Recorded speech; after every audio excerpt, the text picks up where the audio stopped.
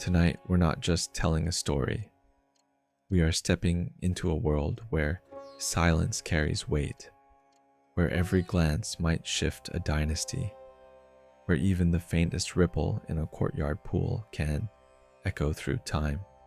Here, in the heart of the Mughal Empire, you are neither visitor nor mere observer. You are present, alive, suspended between now and centuries past. You don't know it yet, but today will echo through time. Every footstep you take will leave traces no history books dare to record. Now close your eyes. Feel the faint hum of reality fade. The air thickens with expectation. You wake up in the year 1608, in the midst of Agra, as the first fingers of sunlight trace the domes of white marble palaces. The light hits you strangely, soft but sharp, like silk brushing against stone. The world smells of wet earth, incense, and faint smoke curling from distant hearths. You are a junior scribe, entrusted with delicate scrolls and secret missives, an invisible thread connecting the emperor's commands to the countless hands that enact them. Your robes are light, silk brushing the skin, carrying the faint scent of sandalwood. You adjust the fold at your waist and feel the weight of quill and parchment against your fingers. Let the day begin.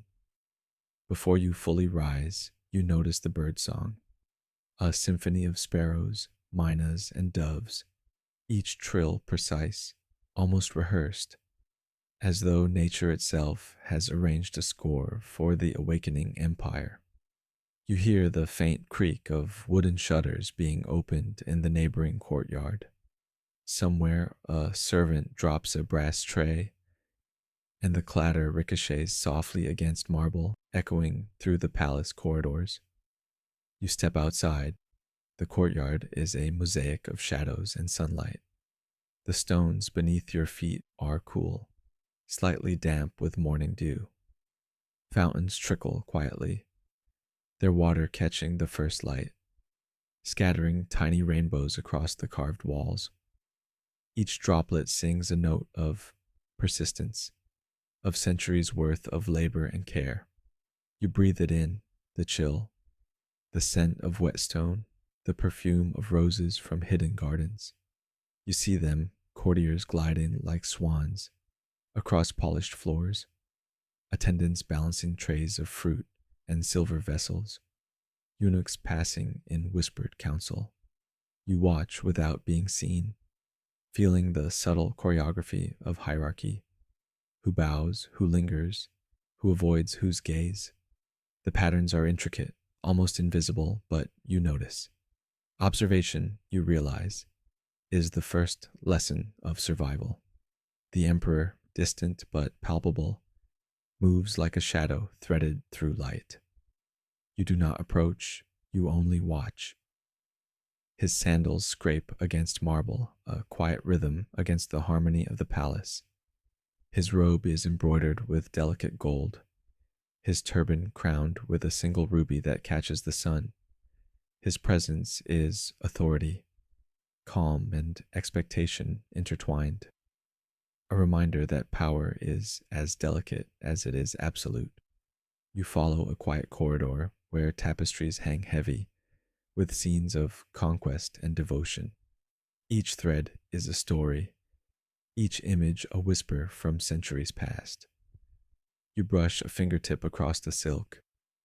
The texture is rougher than imagined, the colors dulled by years of sunlight. History, you realize, is tactile. It can be touched, but never fully contained. A sudden scent of wet clay reaches you. You glance toward the gardens and see gardeners laboring, bending beneath the weight of water pots, their fingers red and raw from soil. Flowers bloom under careful guidance, their colors vivid, yet you notice the weeds creeping along the edges. Even in beauty, there is imperfection. Even in paradise, labor persists. You pause at a window overlooking the Yamuna River. The water glints like molten silver, carrying the reflection of palace walls, boats, and distant hills. Fishermen navigate their vessels with precise movements, nets dipping and rising rhythmically. Their lives, simple yet exacting, mirror the hidden currents of the empire, unseen, necessary, and quietly essential. The first lesson whispers to you in the wind. Perception is survival. You realize now that every glance, every sound, every smell carries meaning. To be present is not merely to exist, but to decode, to absorb, to align yourself with rhythms larger than yourself. You're aware of your hands, your quill, your parchment. Each stroke, each word, each note you will transcribe today is more than ink on paper. It is a trace, a whisper, a subtle influence upon the unfolding narrative of the empire. Even unseen, even unheard, you matter. The palace awakens fully. Footsteps echo along marble corridors. Bells ring softly, calling servants and officials to their duties. You see children laughing softly in hidden courtyards, their voices fragile yet determined. Reminders that life moves forward in small increments, unnoticed yet enduring. The first messenger arrives. His robes are dusted from travel, his expression alert. In his hands, a sealed scroll bears instructions destined for the emperor. You recognize the urgency in the slight tremor of his fingers. To hold the scroll, to carry messages unseen and unheard, is to hold a fragment of the empire's pulse. You continue your walk, passing kitchens where the scent of simmering meat mingles with cumin and rose water. Flames flicker beneath copper pots, casting shadows across sweating cooks. The rhythm is relentless, exacting and unseen by the grand halls above. Myth tells of seamless grandeur. Reality whispers of labor, repetition, and perseverance. In the corner of the courtyard, a court musician tunes a sitar, plucking strings until the vibration harmonizes with the palace's heartbeat. Notes rise and fall, slow and deliberate, filling space with a resonance that seems to slow time itself. You close your eyes for a moment, letting the vibration settle in your chest, reminding you that beauty in this world is fragile, painstaking, and ephemeral. A sudden gust lifts petals from the gardens, scattering them across stone pathways. You follow a single marigold drifting toward your feet. Its movement is random yet precise, carried by currents invisible to most eyes. You bend to observe it, understanding that chance, timing, and attention are all intertwined in the rhythm of life here.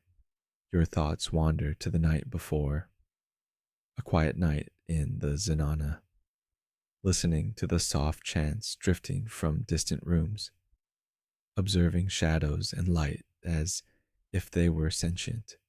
You remember the whispers, the silk brushing across floors, the muffled laughter, the hushed conversations that never reached the emperor's ears.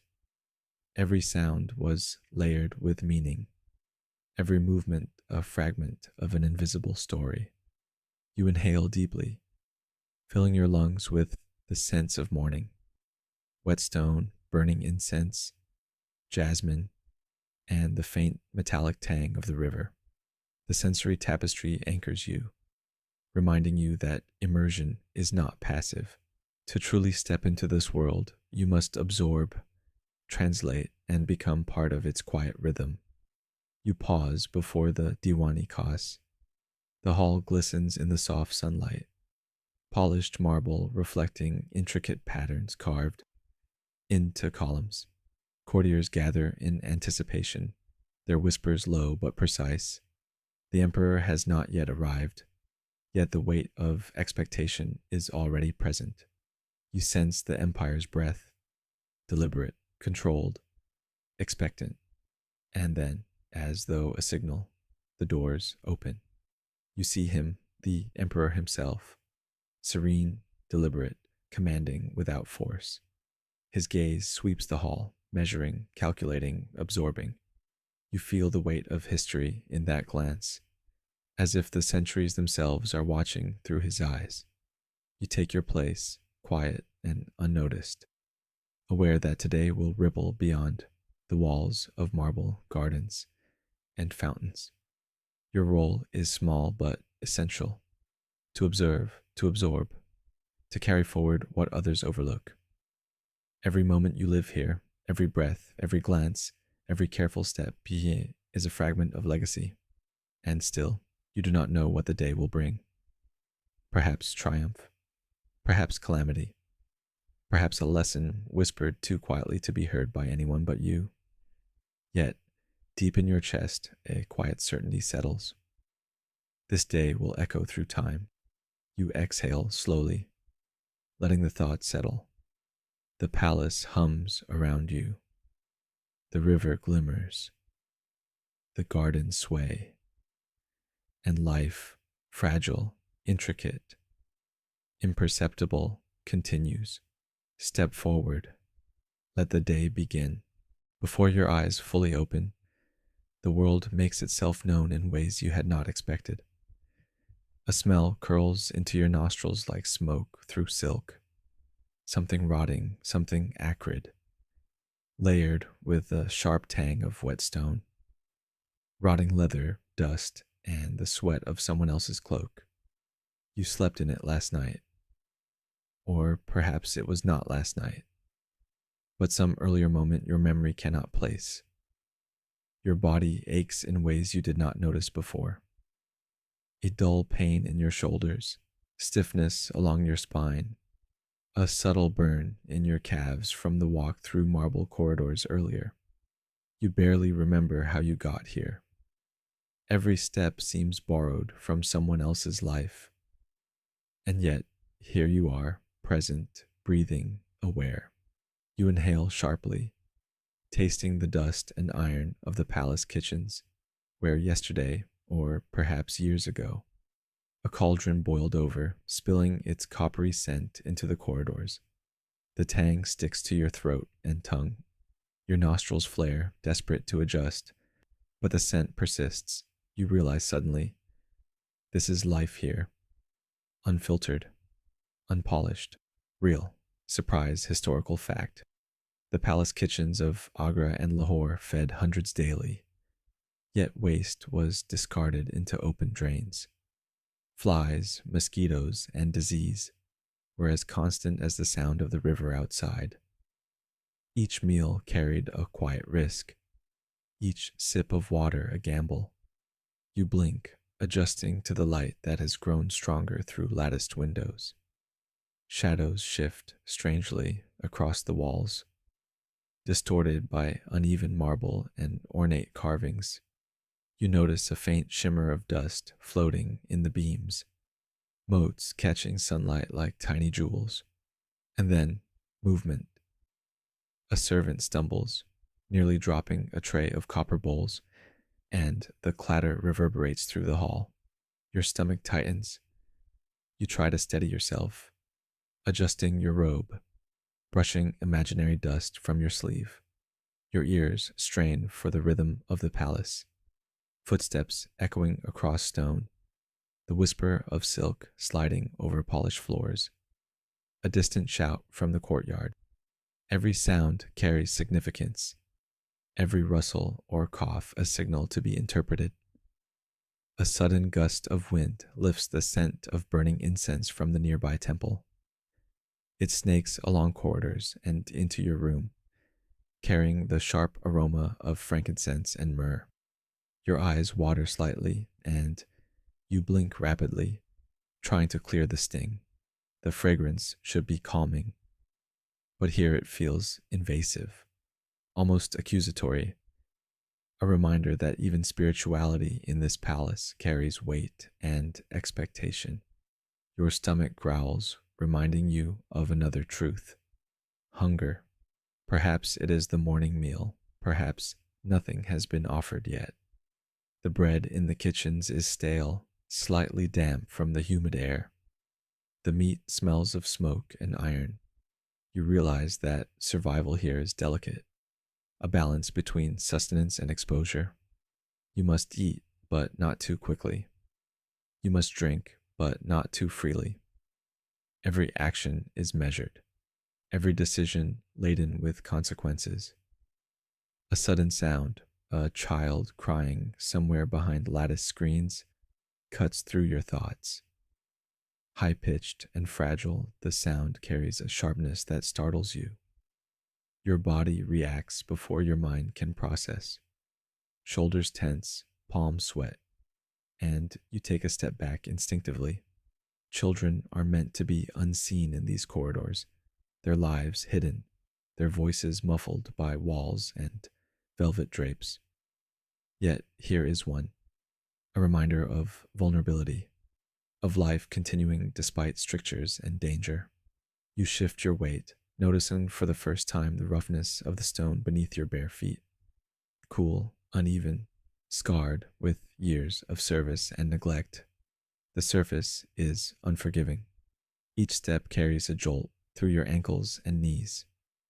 Marble is beautiful, polished to gleam under sunlight, but it is also sharp, demanding respect. To walk carelessly is to invite pain. You pass the kitchens again. The smell of raw meat, hot oil, and simmering spices is overwhelming. A cook spits water into a drain, hissing under his breath. Flies swarm the edges of a copper pot, their buzzing constant and maddening. You realize that life here is not cinematic, not orderly. It is loud, chaotic, and relentless. And yet, amidst this, the palace maintains its veneer of grace and precision. Surprise historical fact. Mughal kitchens employed hundreds of staff, yet sanitation was minimal. Foodborne illness was common, and water often carried hidden threats. Even the emperor himself was not immune to the hazards of daily life. You breathe deeply, trying to adjust to the combination of smells, sounds, and sights. Your chest rises and falls rapidly, catching the rhythm of a palace that is both alive and indifferent. You notice how small details, a stain on a robe, the shimmer of dust in sunlight, the quiver of a hand delivering a tray, carry significance you did not perceive before. Observation is not passive. It is survival. Your fingers brush a nearby tapestry, its threads rough under your touch.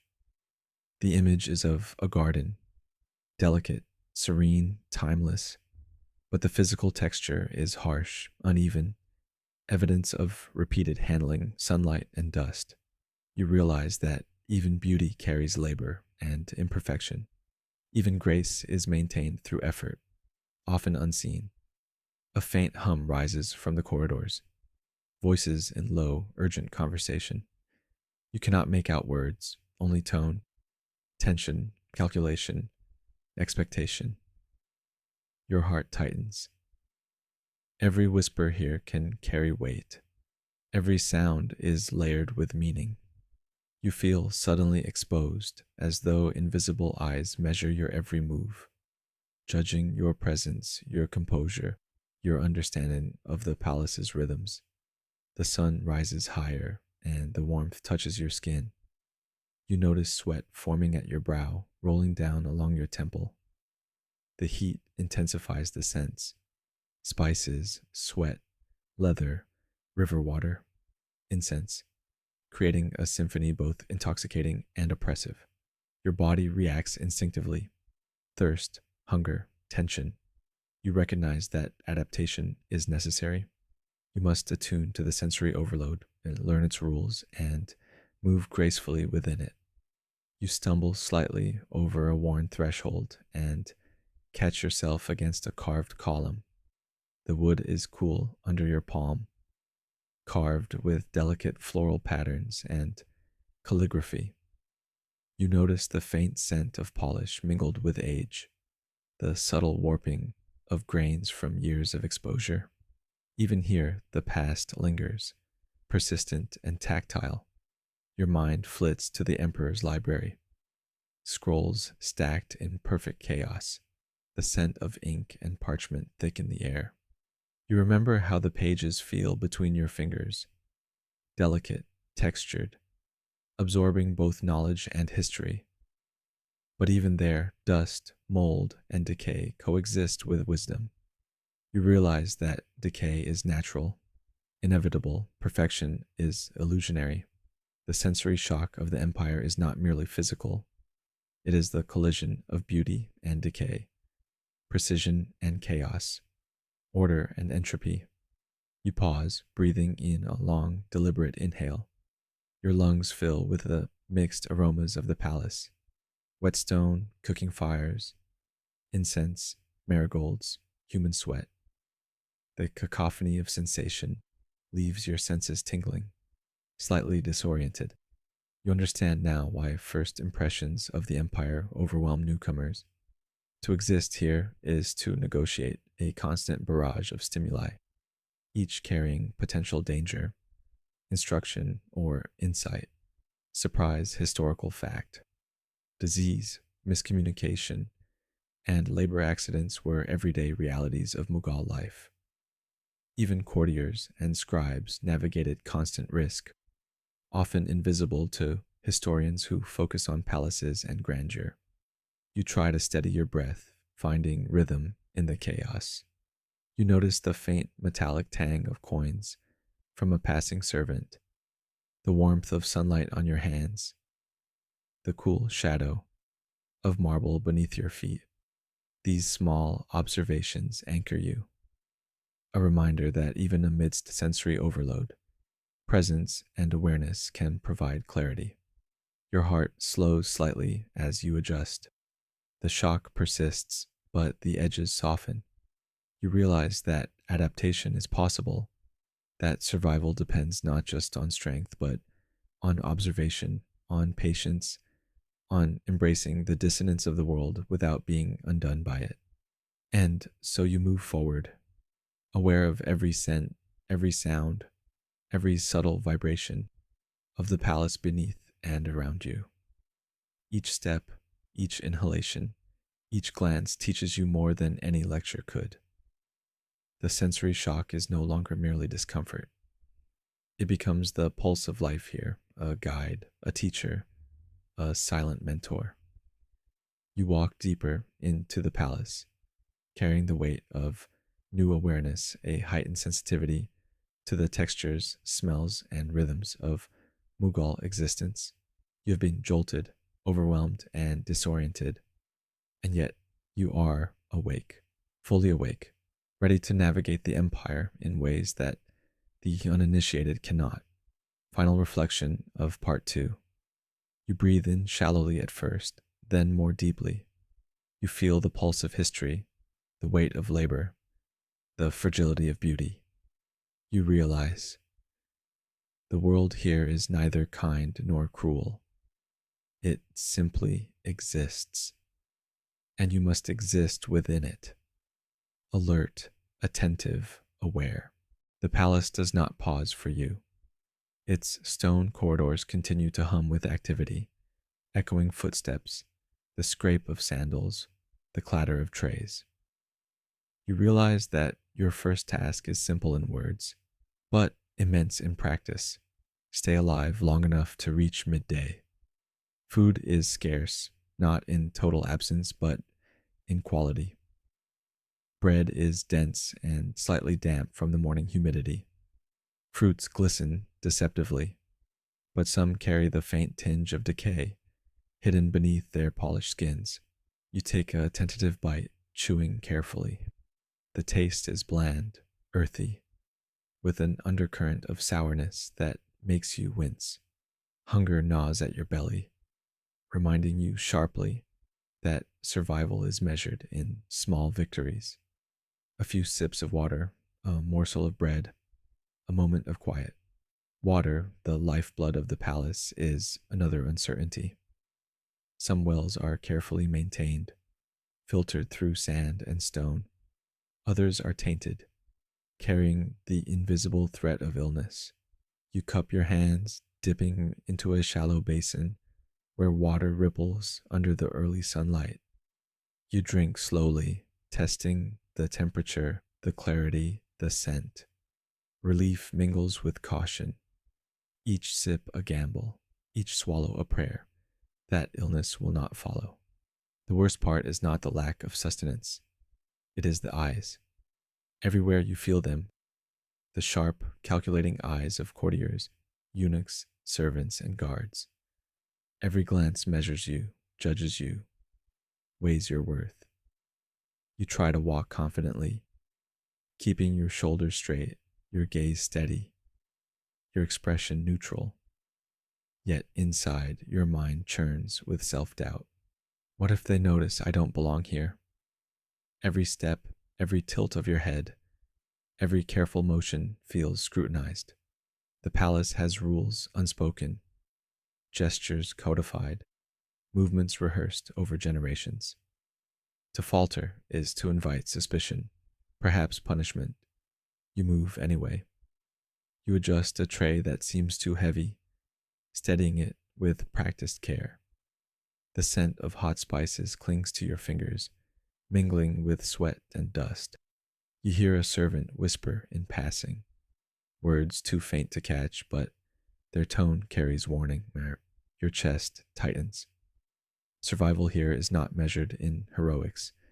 It is measured in quiet endurance, in subtlety, in knowing when to move and when to remain still.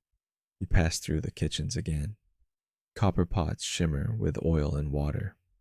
Flames flicker beneath them, casting elongated shadows that dance across the walls. The cooks work tirelessly, their hands blistered, their movements precise. Each motion is a ritual, honed by repetition and necessity. You pause to watch, noting the rhythm of their labor. Even here, survival is a choreography. Timing, attention, resilience, internal conflict. You realize the palace demands more than obedience. It demands presence, attention, awareness. Every sense must participate fully.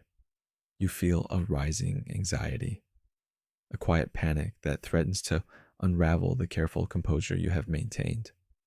A bell rings somewhere in the distance, signaling the approach of the emperor's morning audience.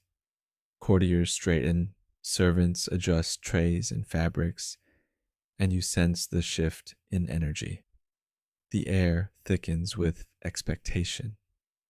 Your pulse accelerates. You must navigate this moment carefully, balancing visibility with discretion. You find a quiet corridor and pause to collect yourself. The stone beneath your feet is cool, grounding yet unyielding.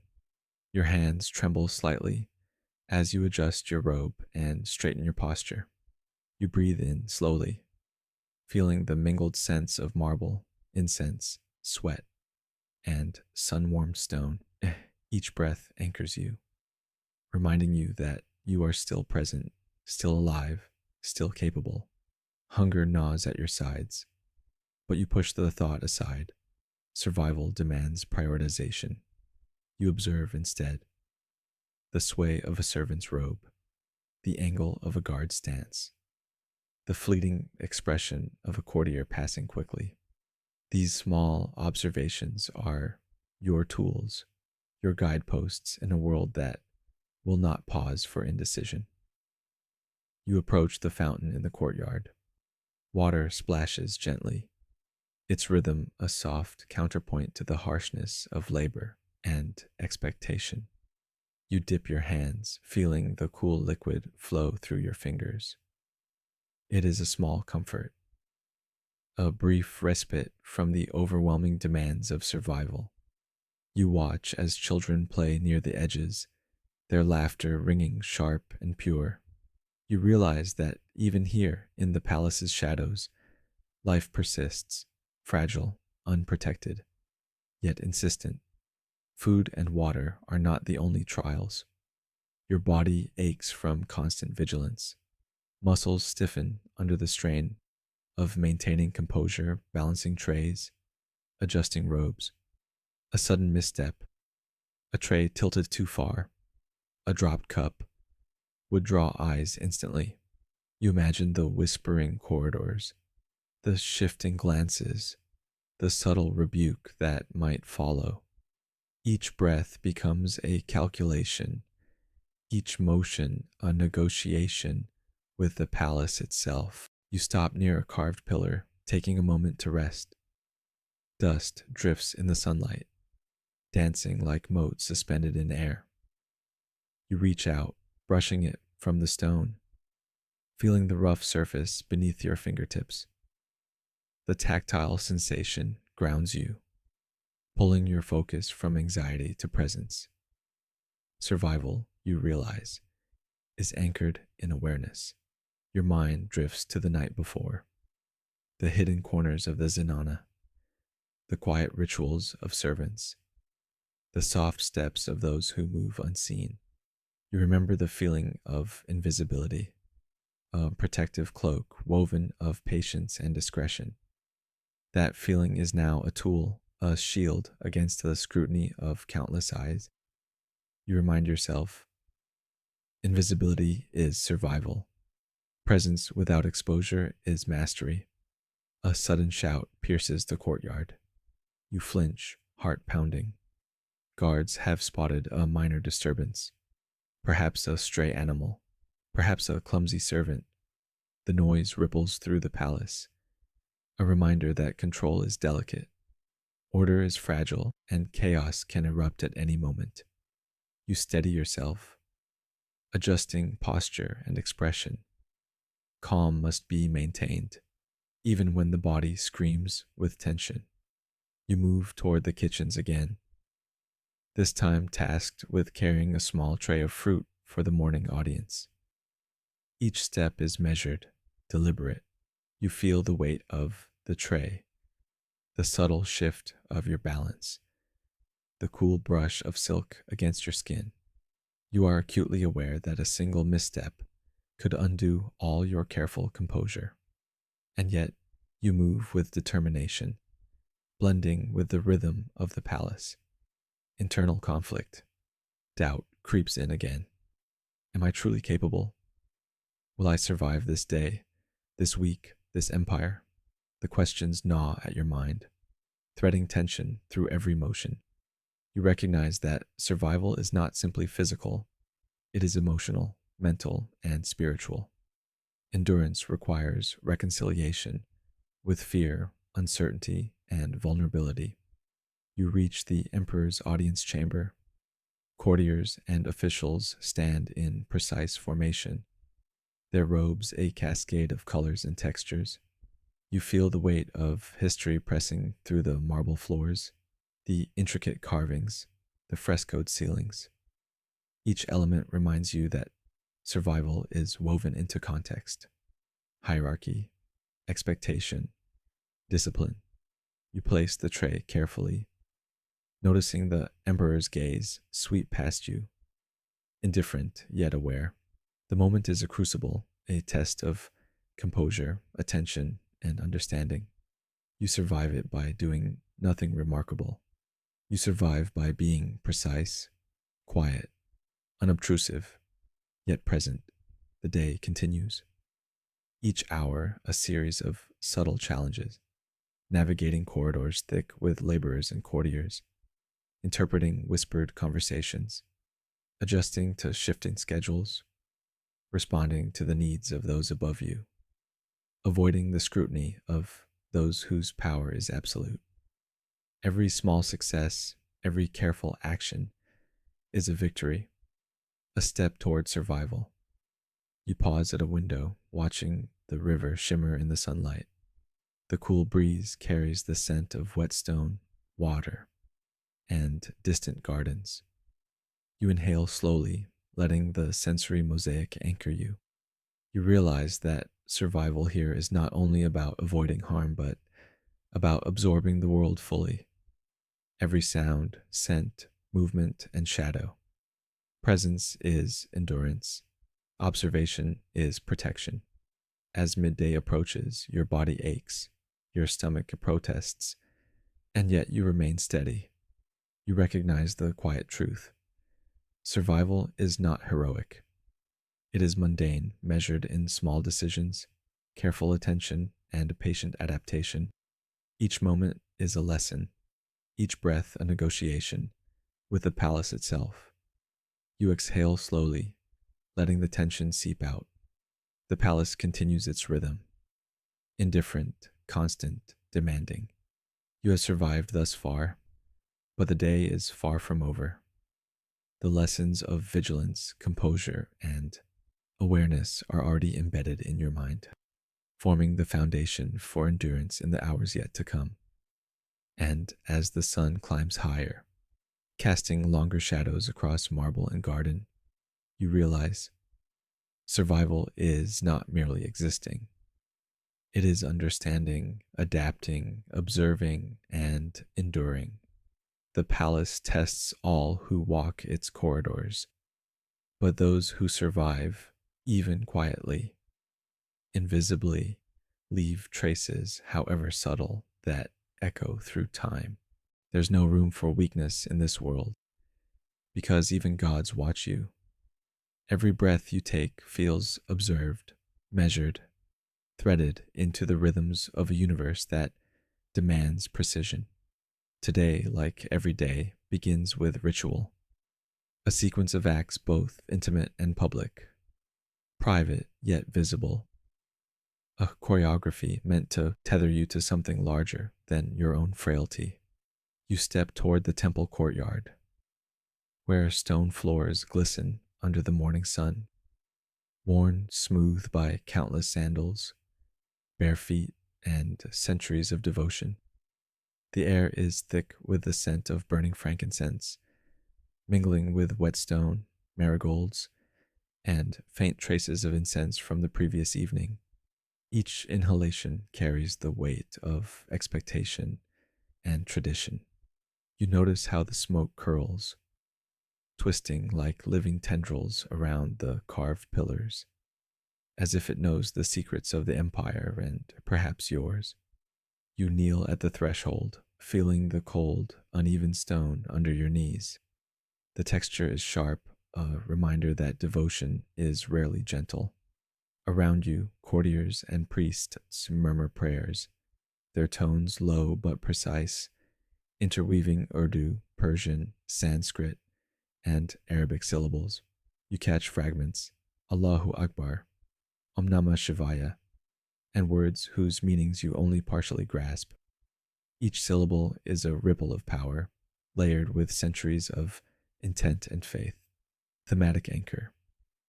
You are not just a servant. You are the offering. This thought settles deep into your chest, wrapping around your ribs like a quiet cloak. It does not frighten you, it steadies you. It is a reminder that your presence here is both small and essential. Even unseen, your attentiveness participates in the delicate balance of faith, labor, and hierarchy. A priest steps forward, eyes downcast, hands carrying a silver censer, from which incense smoke rises in a delicate spiral. You feel the heat of the burning coals through the metal, smell the aromatic pungency that prickles your nose and eyes. You inhale slowly, letting the scent fill your lungs, aware that the ritual is as much for observation as for worship. Devotion here is performative, layered with intent, designed to reinforce order and hierarchy. You reach for a small oil lamp at the temple's edge, feeling the warmth of the flame against your fingertips. The flickering light casts trembling shadows across the walls, illuminating carved motifs of flora, fauna, and divine forms. The shadows dance like memories, reminding you that even permanence is fleeting. You adjust the lamp carefully, mindful of the oil's scent, the heat, the subtle light reflecting off polished marble. Your movements are deliberate, almost sacred. You notice the temple floor is slightly damp from morning cleaning, Water stains trace delicate paths along the stone, reflecting sunlight in fractured patterns. The sensation under your bare feet is grounding yet sharp, a tactile reminder that devotion is physical, not abstract. Each kneel, each bow, each gesture of offering is a negotiation with gravity, with your body, with presence itself.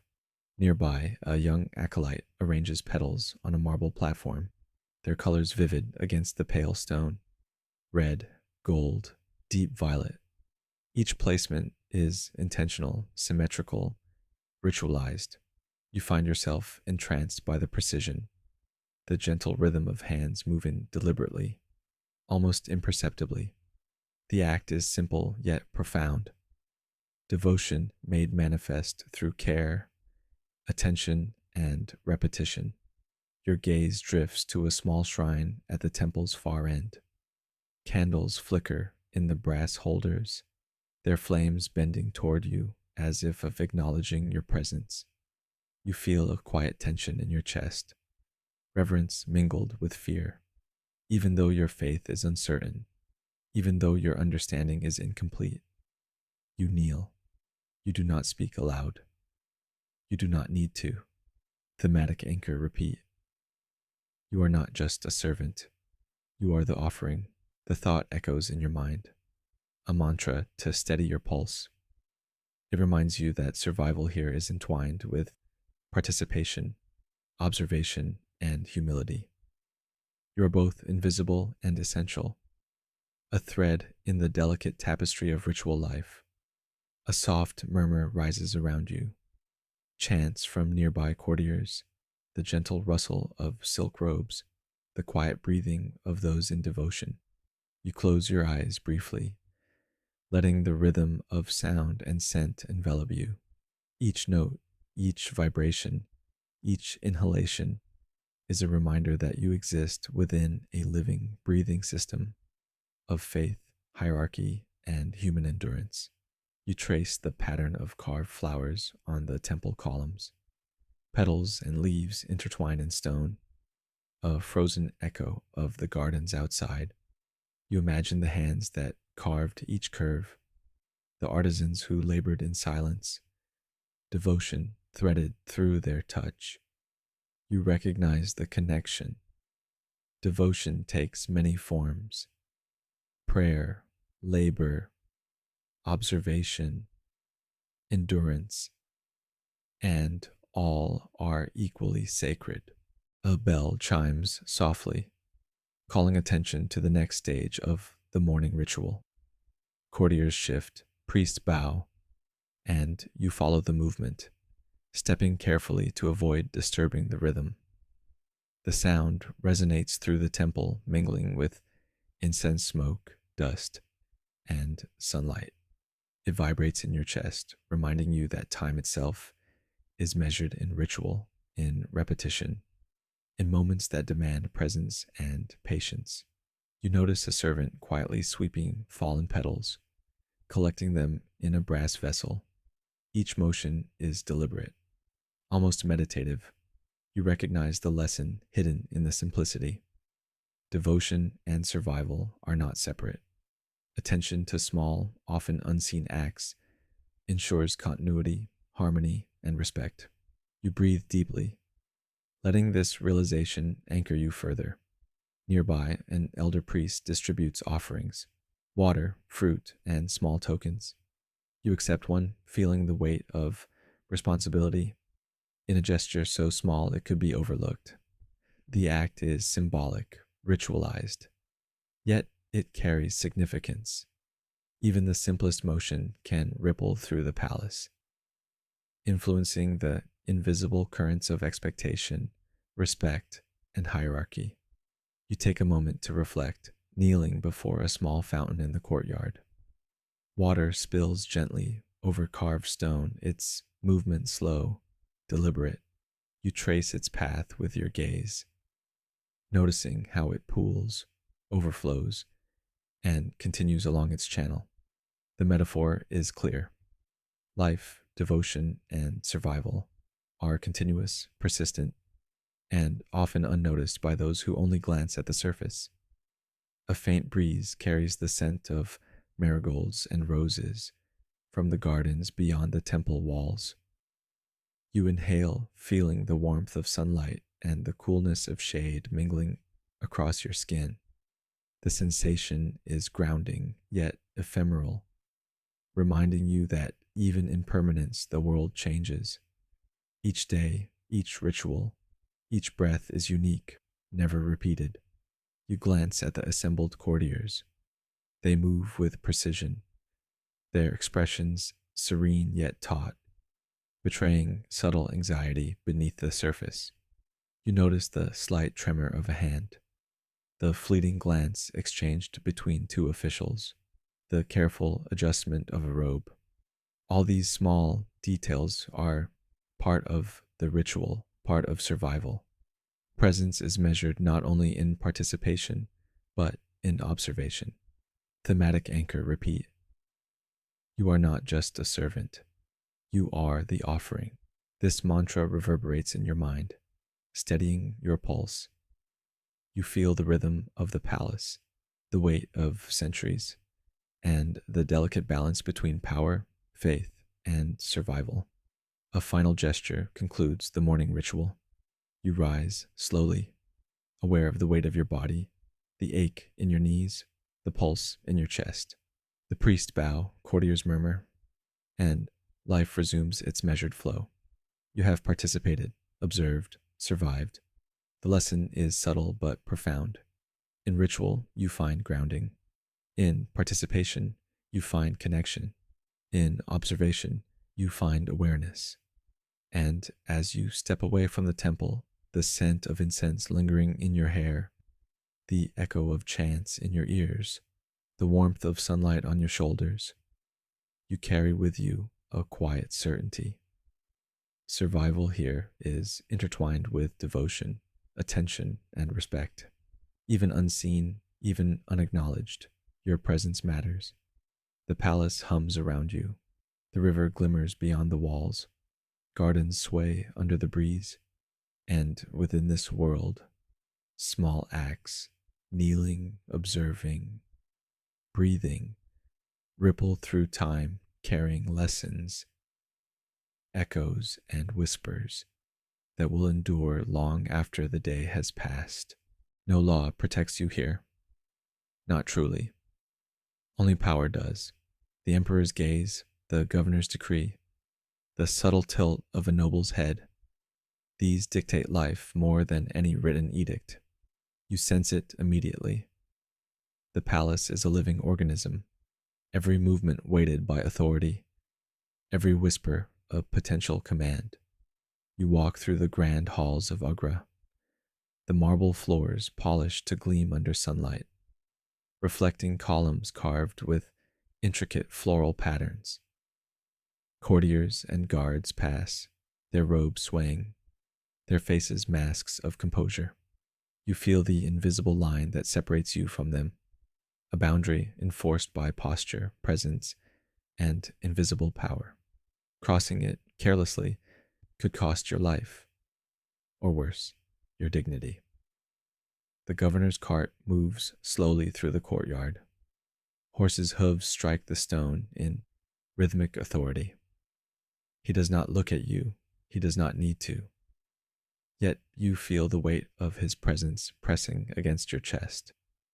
His word decides who eats, who works, who survives.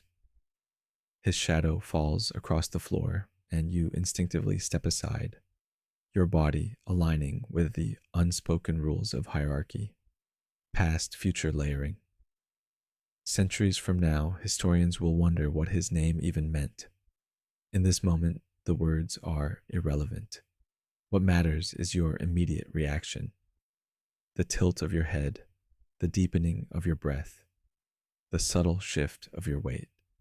These small gestures signal your place in the palace, in the hierarchy, in history itself. You pass a group of scribes in the royal library. Their hands are ink-stained, eyes intent on delicate calligraphy, scrolls stretched before them. Even here, in the pursuit of knowledge, hierarchy governs action.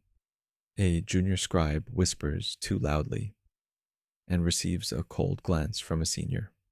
The lesson is clear. Power flows through observation, through subtle correction, through fear and respect intertwined. You recognize the danger in misstep. A single misjudged tone, a glance too long, could unravel hours of careful composure. A guard passes near, sword sheathed but tension radiating. You inhale sharply, feeling the fine hairs on your arms rise. He does not speak to you, does not acknowledge you, yet you feel the pressure of potential authority. Survival here is not a matter of strength alone. It is awareness, subtlety, perception. Every gesture, every pause, every movement matters. You watch as a young noble fidgets in the emperor's presence. His robes are exquisite, his posture impeccable, yet his hands betray nervousness. A slip of the tongue, a slight bow misaligned, draws a subtle correction. A quiet word from an older courtier, a shift of eyes, a barely audible sigh. The power here is invisible yet palpable. It flows through gazes, gestures, and words unsaid. Past future layering. Centuries from now, historians will marvel at the precision of these rituals, unaware of the anxiety and toil behind them. But for you, the lesson is immediate. Survival depends not on grandeur, but on understanding the delicate balance between obedience and discretion. A young eunuch passes, carrying a tray of gold coins. You notice the way he moves, careful, deliberate, every step measured. The coins clink softly, a sound that signifies wealth, power, and the intricate hierarchy of palace labor. You realize that even menial tasks carry weight, that survival here requires mastery of both subtlety and obedience. You walk toward the central hall, where officials gather to discuss law, tax, and decree. Their voices are quiet but precise, layered with deference and authority. You overhear fragments, disputes over land, trade, and tribute. The words are dense, unfamiliar, yet their impact is immediate. Lives hinge on these decisions, and the law is a fluid force, shaped by those who wield power rather than by written edicts. You notice a young scribe making a mistake in accounting. The senior official leans over, eyes sharp. A hand presses the scribe's shoulder, not aggressively, but with unmistakable authority. The scribe stiffens, adjusts, continues. You understand instinctively. Obedience is survival, and law is secondary to perception. In the courtyard, a servant delivers a message to the governor. A slight delay, a crooked bow, and the governor's lips tighten. The servant swallows, adjusts posture, continues. Authority is a living, breathing force. You recognize that compliance, attentiveness, and subtlety are as protective as walls or swords. You pass the training grounds where soldiers practice archery and swordplay. Their movements are precise, disciplined, governed by hierarchy. Each strike, each stance, each release of arrow is measured by an invisible standard.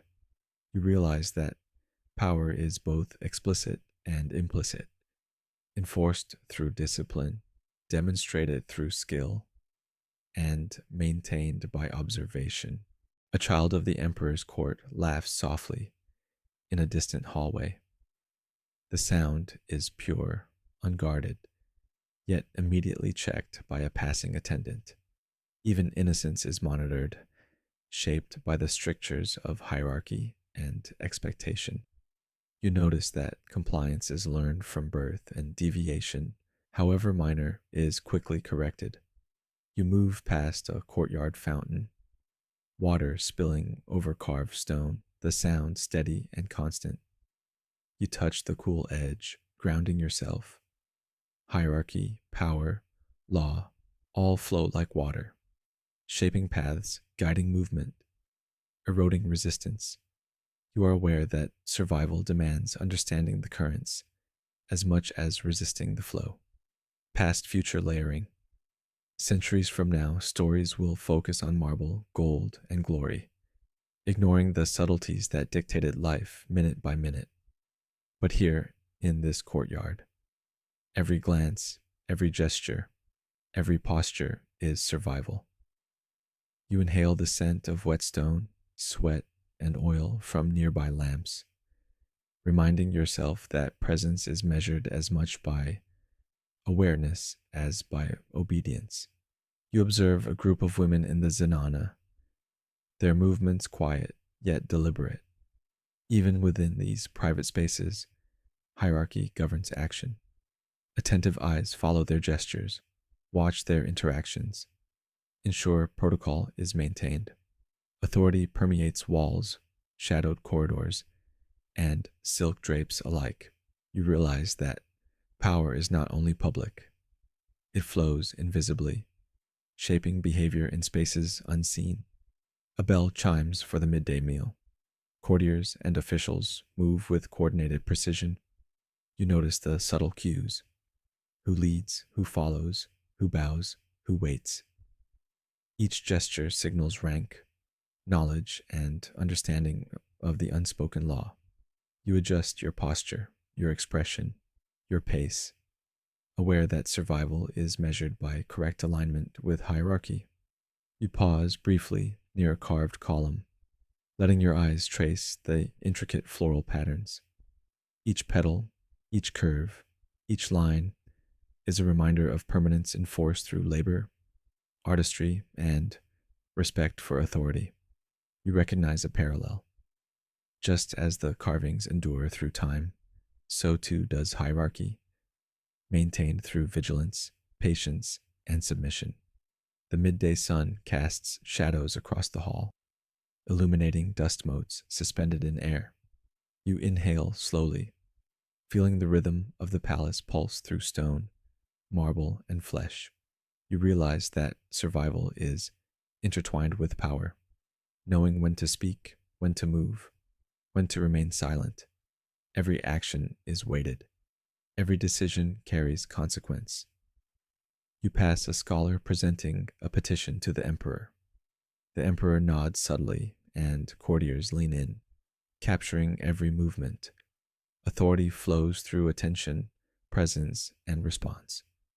You understand that law is pliable, shaped by the hands, words, and glances of those who wield influence. Survival depends on interpreting these subtleties, on mastering the dance of hierarchy without faltering. You notice a small detail. A servant adjusts a curtain, ensuring sunlight falls perfectly on a painting. The act seems minor, yet it is observed, appreciated, and recorded. A demonstration that even invisible labor carries weight in the empire. Your awareness deepens. Survival relies on understanding that nothing is trivial and everything is observed. Past future layering. Centuries from now, the elegance of marble and robes will be praised, but the quiet precision of survival will be forgotten. For you, the lesson is immediate and visceral. Every gesture matters. Every glance matters. Every moment is a negotiation with power, hierarchy, and law. You move toward the audience hall, feeling the heat of the midday sun, the weight of observation pressing against your skin. You adjust your robe, steady your breathing, and prepare to navigate the complex lattice of authority. Each step is deliberate, each motion calculated, each glance intentional. Power, hierarchy, and law are not abstract concepts here. They are living forces flowing through walls, air, stone, and flesh. Survival is not about defiance or strength alone. It is about understanding, alignment, observation, and presence. To navigate the empire is to read its invisible rules, respect its currents, and move with subtlety and precision. And as the midday bell tolls, Echoing through corridors and gardens, you realize the quiet truth. Survival is not simply existing, it is mastering the unseen forces that shape life minute by minute. You exhale slowly, feeling the pulse of authority, the weight of law, and the flow of hierarchy settle into your awareness. You are present. You are alert. You are learning to endure. The day stretches on, unrelenting. You have moved through corridors, gardens, and halls, executed gestures, observed every movement, and survived scrutiny. But now a different weight presses on your chest. It is not the emperor, not the guards, not even hunger. It is the quiet pressure of isolation, the invisible gravity of expectation, the unspoken awareness that your presence is constantly measured, constantly judged. You have not spoken in hours. Your voice, once a tool for instruction or explanation, is now dormant, swallowed by the necessity of discretion. Even if you wish to speak, words feel inadequate, risky. Silence has become both shield and prison. Each breath carries its own tension, a subtle reminder of the fragility of your position. In your hands, the same tool, the same object you have carried since morning, feels heavier now. The stone floors, the polished marble, the cool edges of doors and pillars, all are familiar, yet each touch reminds you of the monotony and the expectation of perfection. Repetition, you realize, is a double-edged sword. It protects you, but it also gnaws at the edges of your spirit. Maybe I'm not meant for this. The thought is faint at first, almost whispering at the corners of your consciousness, and yet it grows. Insistent, probing. Doubt creeps like shadow, curling around each careful movement. The palace, magnificent and terrifying, seems suddenly larger, more indifferent, more relentless than before. Maybe the gods made a mistake. The words float in your mind, unbidden, echoing the unspoken question that has accompanied you since you awoke.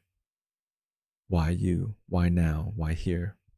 Each task completed, each observation made, each gesture performed, all seem simultaneously vital and trivial. The paradox suffocates. You find a quiet alcove near the emperor's private chambers, where sunlight filters through latticed windows, casting lattice-shaped shadows across the floor. You sink to your knees, feeling the contrast between warmth and cool stone. The sunlight is comforting, yet it illuminates the hollowness of your fatigue.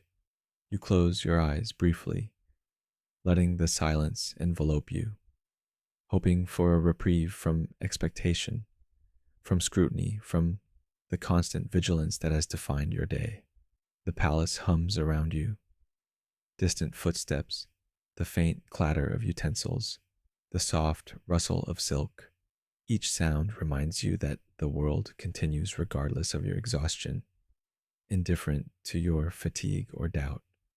You feel small, almost invisible, a mere ripple in the vast ocean of hierarchy, power, and history. Your hands rest on your knees, fingers brushing against the rough edge of the stone. You notice every texture, every imperfection. The palace is alive in minute details. The heat radiating from sun-warmed marble, the scent of incense lingering from earlier rituals, the faint echo of prayers carried from distant chambers. Each sensation is heightened now, sharpened by fatigue and emotional strain. A fleeting thought surfaces.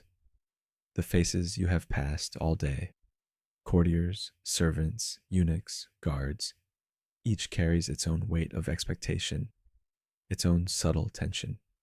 You imagine their thoughts, silent judgments, unnoticed observations, fleeting assessments. You realize that each gaze you have felt was not only scrutiny but also a mirror.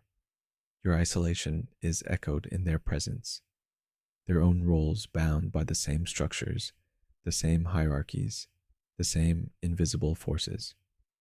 You stand slowly, feeling the ache in your limbs, the tightness in your chest, the tremor in your hands. Movement is deliberate, controlled, a small victory in itself. You move past the alcove into a quieter corridor, the walls shadowed, the stone cool beneath your feet. You hear nothing now but the faintest hum of activity beyond distant doors. Even in solitude, the palace demands presence. There is no respite from awareness. Your mind drifts to your reflection in polished brass. You pause, studying the face that looks back, pale, tense, eyes wide, lips pressed tight. You do not recognize this person entirely.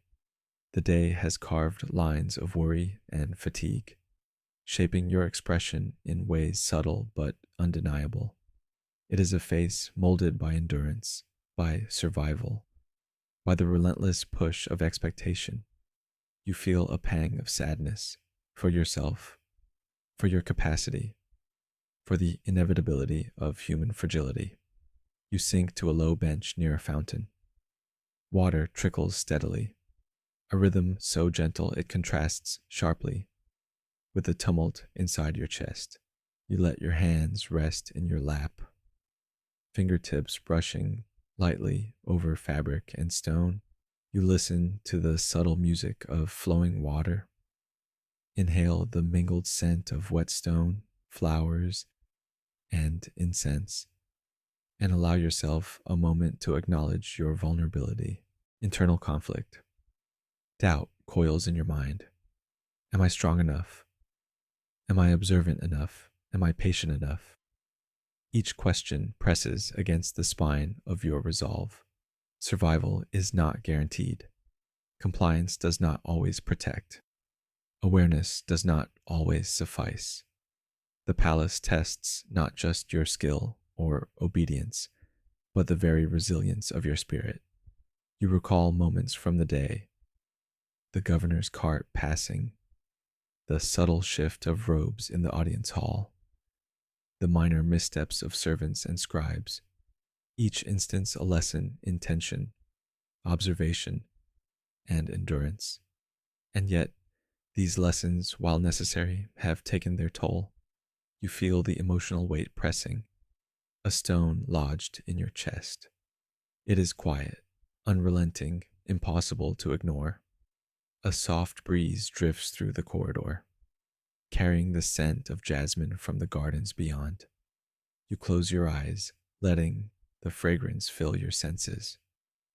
Even the simplest sensory detail becomes profound now, grounding you in the present while reminding you of everything you cannot change. The structure, the expectations, the relentless scrutiny. You hear a distant bell marking the passage of time. You realize hours have passed without your noticing, swallowed by vigilance, labor, and awareness.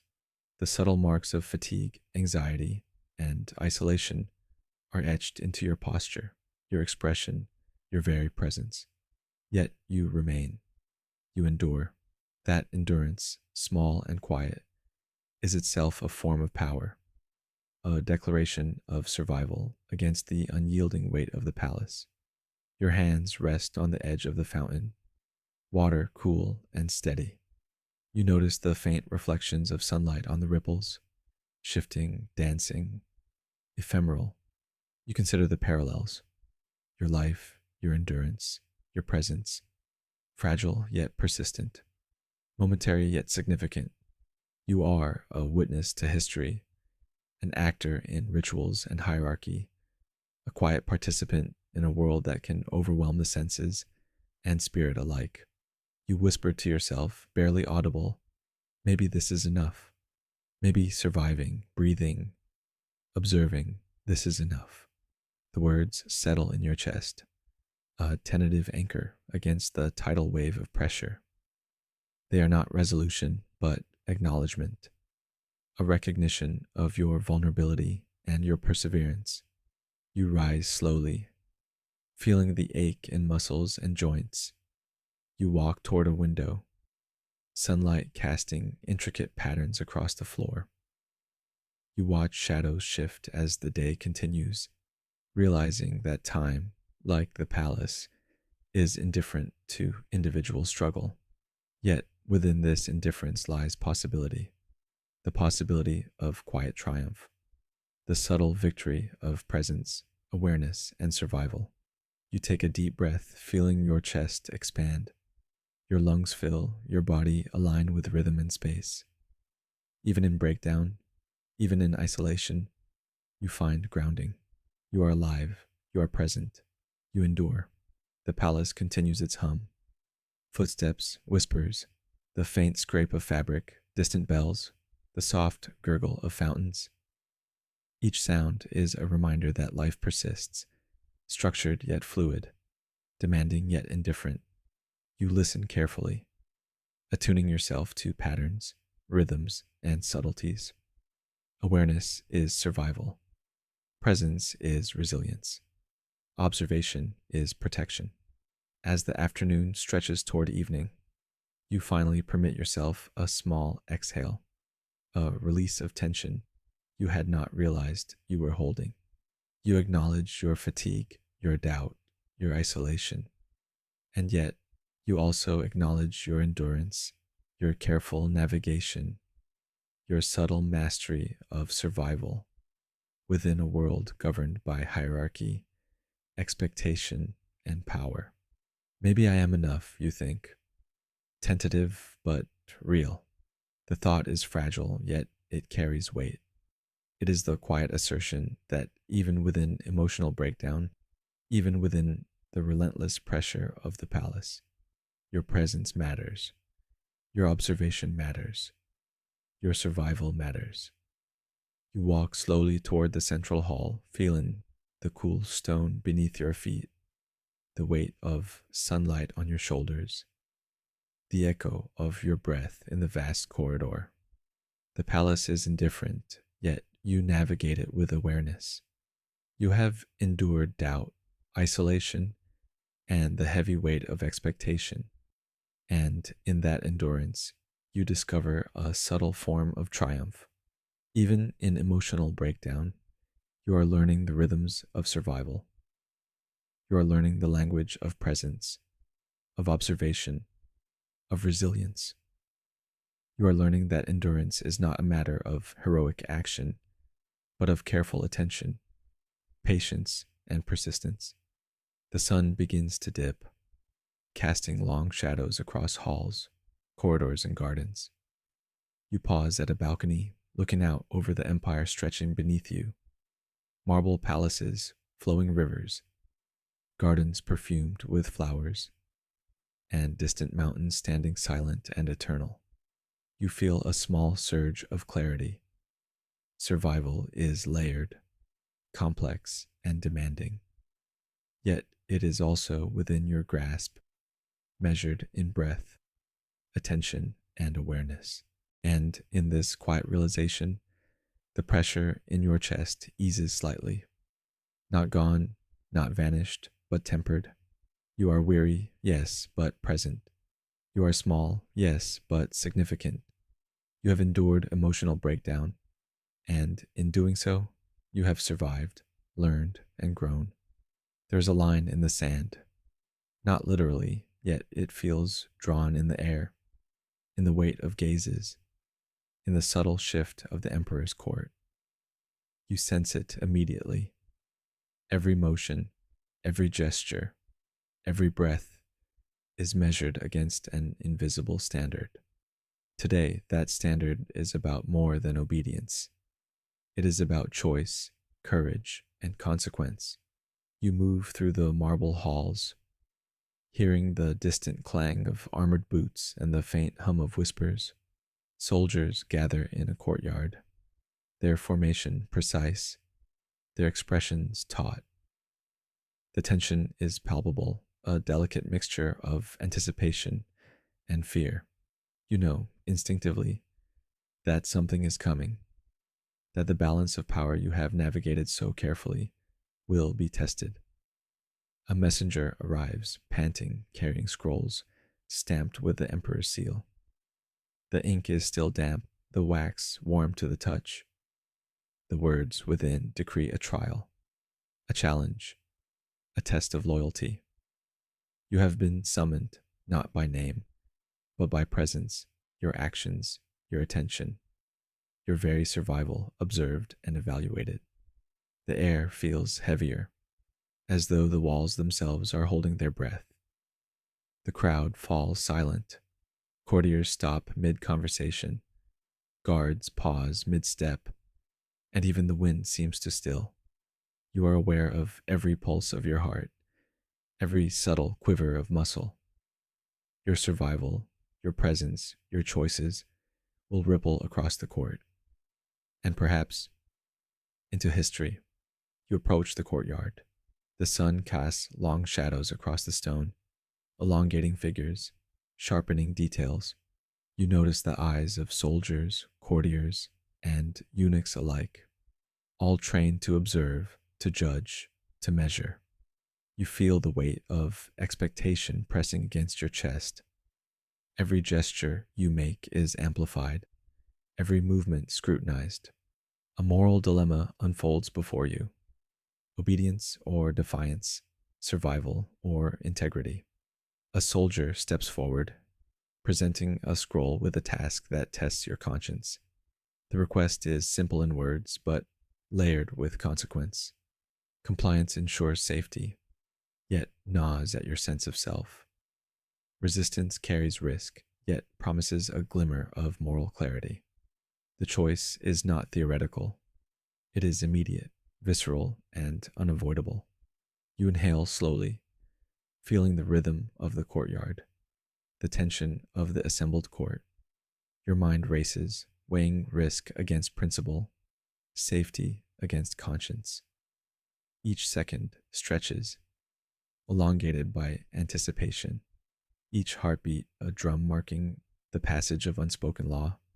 The world narrows to this single line, this single decision. Your eyes catch the subtle reactions of those around you. A courtier tilts his head slightly, lips pressed tight. A guard shifts, hand hovering near the hilt of a sword. Even the emperor watches quietly, expression unreadable, as though time itself has paused to witness your choice. You realize that your decision will echo beyond this moment, shaping perceptions, alliances, and perhaps the course of events unseen. End segment teaser. Greater than what happens next will follow you into legend or oblivion. The weight of the statement is not rhetorical. It is real, palpable, pressing against your chest, threading through your thoughts. You are both participant and witness in a drama whose stakes exceed your own life. You take a deliberate step forward, feet brushing against polished marble, aware of each sound you make. Your fingers graze the edge of a carved column, thus grounding you in tactile reality. You remember the lessons of hierarchy, observation, and endurance, all now applied in a crucible of moral decision. A faint breeze rustles silk robes, carrying the scent of marigolds and incense.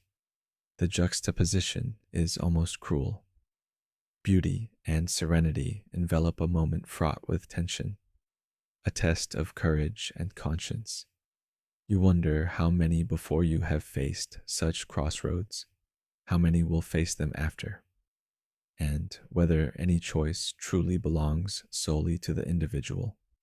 You study the soldiers again, their posture disciplined, their eyes trained.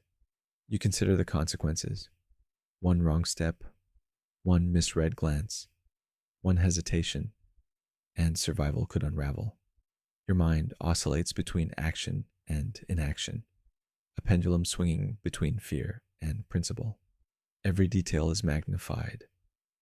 The warmth of the sun on your skin, the cool marble underfoot, the faint scent of sweat and metal, the hum of anticipation vibrating through the courtyard.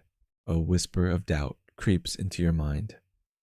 What if my choice destroys everything I have worked for? And yet, another thought asserts itself. What if my compliance erases who I am? The tension is almost unbearable, yet you hold it, feeling its weight as a physical presence, a challenge to endurance as much as to conscience. You glance at the Emperor, a figure both distant and intimate. His gaze is steady, unreadable. In that gaze, you see the distillation of centuries, power, expectation, consequence. You understand with a shiver that this trial is not merely about obedience. It is about perception, reputation, and the delicate architecture of influence that shapes lives unseen. The messenger's hand extends the scroll again, and you realize the moment has arrived. The crowd leans slightly, just enough to signal attention without breaking protocol. Every eye in the courtyard is on you, a silent jury observing, measuring, interpreting. The line is drawn, the trial is real, the decision is yours. You inhale deeply, grounding yourself in the scents and textures around you. Cool stone, sun-warmed marble, incense smoke curling toward the sky, the faint tang of metal from swords at guard sides. Sensory anchors stabilize your mind, giving clarity amid pressure. You recognize that clarity is survival. Observation is protection. Awareness is power. A choice crystallizes. It is subtle, nuanced, layered with consequence and intention. You weigh it, feeling its moral heft, its emotional resonance. Compliance promises safety, but threatens integrity. Defiance risks survival, but preserves a sense of self. You understand that there is no perfect path, only the path that reflects who you are, even under scrutiny. You step forward deliberately, your decision made. The moment stretches, suspended in time. Courtiers hold their breath, guards pause. The Emperor's gaze lingers. You feel the invisible line beneath your feet, solid yet unyielding. You acknowledge the tension, the stakes, the ripple of consequence that will emanate from this choice. And then, with measured breath, you act. The act itself is quiet, almost imperceptible. A nod, a gesture, a word chosen carefully.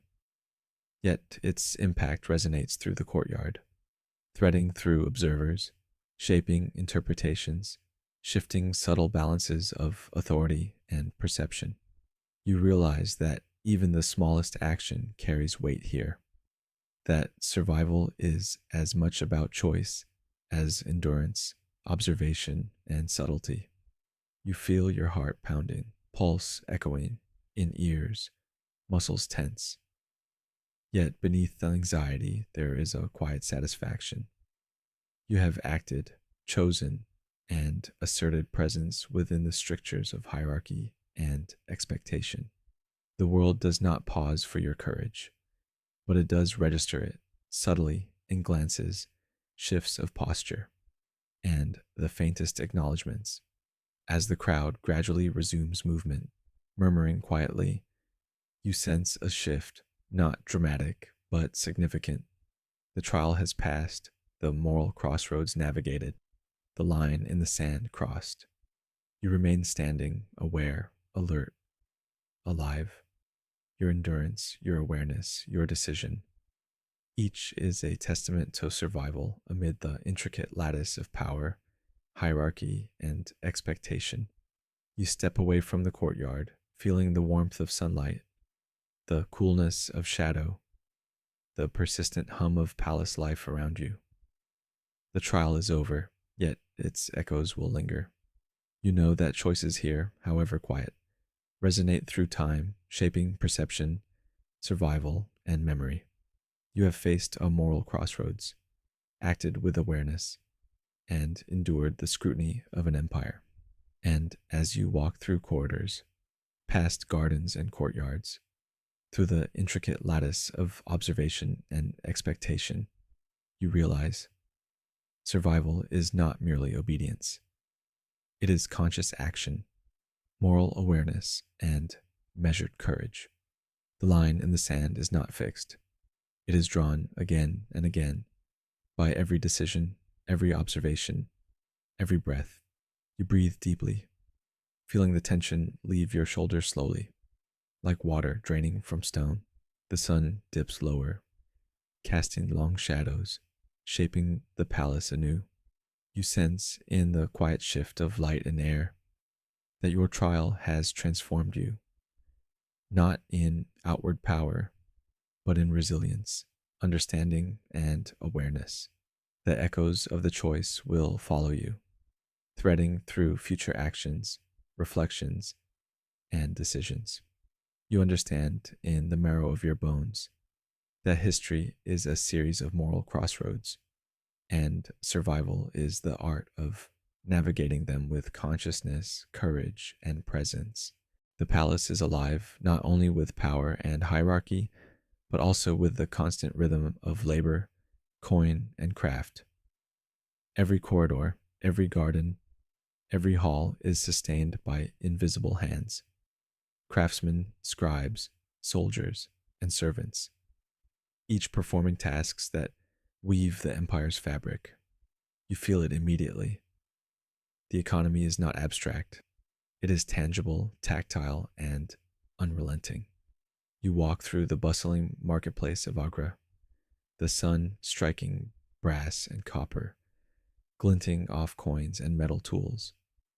Merchants call out in melodic Persian, offering spices, textiles, and ceramics. The scent of saffron and cardamom mingles with dust and sweat. You notice the prices. A single nail costs a day's labor for a common worker. A knife, perhaps two. Your mind calculates, translating value into survival. One misstep in judgment, and the delicate balance between sufficiency and deprivation tips dangerously. Surprise fact: coins here are not merely currency, they are instruments of hierarchy. A copper coin in the hand of a noble carries different weight than the same coin in the palm of a servant. Wealth and labor intertwine like threads in an elaborate tapestry. Each thread crucial, each knot significant. You wonder how many lives are measured in the value of a pair of shoes, a loaf of bread, a single cup of water. You pass artisans bending over low benches, chisels and hammers, creating ornate carvings for palaces and mosques. Wood shavings fall like golden rain. You run your fingers over the carved stone, feeling the textures, imagining the hours required for each delicate curve. Survival here depends not only on skill, but on the ability to endure repetition, monotony, and the scrutiny of patrons who expect perfection. Nearby, weavers stretch silk threads over wooden frames, fingers nimble and precise. The cloth will become a robe for a noble, a curtain for the Zenana, or a gift for a distant ruler. You realize the economy is not only measured in coin, but also in time, sweat, and subtlety. Every movement, every gesture of labor is a transaction, a silent negotiation with the empire's needs. You move past a forge where metalworkers pound iron, sparks dancing into the air like fireflies. The rhythmic clang of hammer on metal echoes through narrow streets, through alleys and courtyards. The work is brutal, exhausting, yet essential. Survival is tied to the tools you wield, the skills you possess, and the precision of your effort. One misstep, one faulty strike, could cost lives, yours or another's. You notice the subtle economy of gestures. A young boy delivers water to the artisans. He is careful, aware that any spill or delay could bring punishment. A scribe, ink-stained, handles documents that dictate taxes and trade, knowing that a single error could disrupt livelihoods. You sense the intricate web of cause and effect.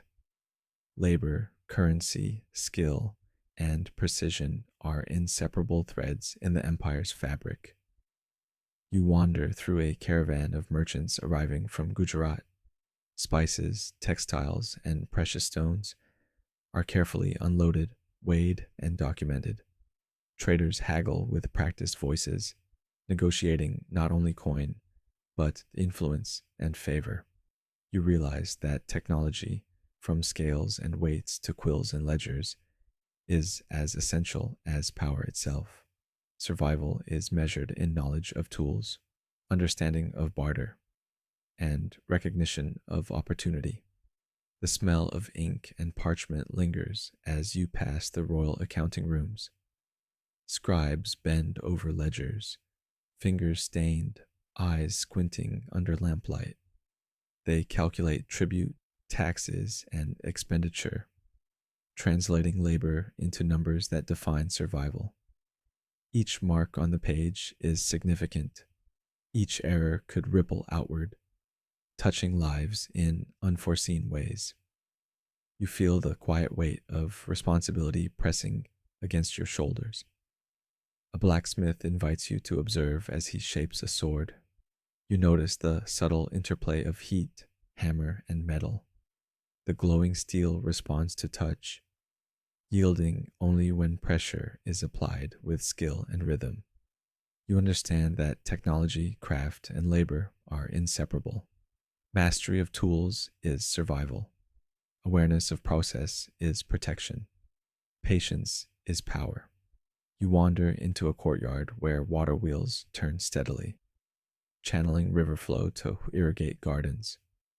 Farmers and laborers guide the channels, adjusting angles, observing the movement of water, responding to subtle changes. The economy of the palace extends beyond wealth into sustenance, energy, and time. Survival relies on understanding these flows, predicting outcomes, and reacting with precision. You notice how labor is tied to hierarchy. A senior artisan oversees apprentices. A master weaver directs assistants. A commander allocates soldiers. Authority flows through skill as much as title. Observation, obedience, and timing are vital. The world does not wait for indecision. You internalize that every gesture, however minor, is an economic action with consequence. You approach a workshop where coin is minted. Heat, pressure, and precision turn metal into currency.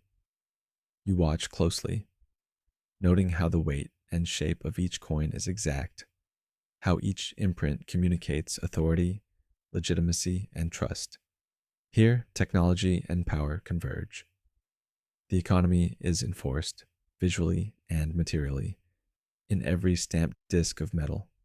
You wander through narrow alleys where street vendors sell bread, fruit, and spices. The haggling is subtle, practiced. You notice how coin changes hands, how barter replaces cash, how trust and reputation carry as much value as minted currency. The lessons are immediate. Economy is alive, fluid, and intertwined with human behavior. Survival requires awareness, calculation, and diplomacy. A child runs past, balancing a tray of sweets. He trips and the tray wobbles. The seller sighs, adjusts, and begins again. You watch closely, understanding that the smallest failures, the tiniest lapses, ripple outward. Economy is not only numbers. It is awareness, presence, and endurance. Every action matters. Every gesture counts. You pause at the edge of a river, watching a ferry transport goods across. The boatman navigates currents with practiced skill. You realize that technology is not merely mechanical. It is knowledge applied with precision. Survival is informed by understanding currents, anticipating obstacles, and moving deliberately. You absorb this lesson deeply, feeling it resonate with the navigation of palace corridors and moral trials. You notice the subtle innovations around you, pulleys lifting goods into storage, levers adjusting gates, water channels redirecting flow, quills, and ink translating labor into documentation. Every tool is designed to amplify human effort, to maintain the delicate balance of production, distribution, and survival. You feel the weight of their significance pressing into your awareness. Surprise fact: a single day's labor by a farmer, blacksmith, or scribe produces wealth that sustains dozens. Each person's skill is both private effort and public necessity. You are part of this chain, conscious of how your actions, observation, and labor tie into the empire's economic pulse. You pass a textile market where colors are vibrant, the scent of dyes strong. Workers dip fabrics into vats, fold them carefully, present them to buyers. Every movement is measured, deliberate, rhythmic. The economy is alive here in physical form. Fabric, coin, negotiation, and skill intertwined. You notice the subtle social hierarchies embedded even in trade: who bargains with whom, who inspects quality, who demonstrates mastery. A blacksmith beckons you again, demonstrating the forging of a plow. You feel the metal's warmth through gloved hands, observe the hammer's rhythm, and note how precision, technique, and patience create tools essential for survival. You understand the intimate connection between technology and sustenance. Without mastery, without care, without observation, survival is jeopardized. You walk toward a granary where sacks of grain are counted, weighed, and stored. Each measurement is precise. Each error carries consequences. The workers' gestures are methodical, practiced, almost ritualistic. You sense the rhythm of labor, the delicate choreography of tasks intertwined with survival. The palace gardens are irrigated by a system of channels, aqueducts, and pumps. You follow the flow of water, observing the precision, the timing, the labor required to sustain life and beauty alike. Economy is not only about coin, it is about energy, effort, and environmental awareness. Survival depends on knowledge, foresight, and attention to detail. You notice a merchant carefully weighing precious stones, his hands steady, eyes precise, fingers nimble. Each gem is a unit of wealth, a measure of labor, a marker of social standing. The economy flows in tiny increments as much as vast transactions, in subtle gestures as much as public displays. Survival requires the ability to perceive, interpret, and respond to both. By late afternoon, you have seen artisans, merchants, laborers, scribes, and soldiers perform tasks essential to the empire's functioning. You recognize patterns. Skill, observation, precision, endurance, and hierarchy are essential. Wealth, survival, and influence are entwined in every gesture, every decision, every coin. You pause at a fountain, hands tracing the carved stone edges. Water trickles steadily, its sound a subtle reminder that even in the bustle of trade, labor, and technology, rhythm and persistence endure. You understand that the empire's economy is sustained not merely by wealth, but by attention, mastery, and resilience. You take a deep breath, inhaling scents of spice, metal, ink, and water. You feel the pulse of the empire in your chest, the hum of activity, the weight of labor, the rhythm of commerce. You realize that survival in this world is inseparable from awareness of economic currents, mastery of tools, and understanding of human effort. Even as the sun dips low, casting long shadows across streets, courtyards, and gardens, you feel a sense of clarity. The empire is alive, vibrant, demanding. You are part of it, observing, learning, surviving, and enduring. Your presence, attention, and action are threads in the vast tapestry of economy, technology, and human endeavor. You step lightly through the courtyard, your eyes drawn to the marble surfaces that gleam in the soft afternoon sun. From afar, the Mughal Empire might appear to outsiders as a realm of endless grandeur, gilded domes, and flawless perfection.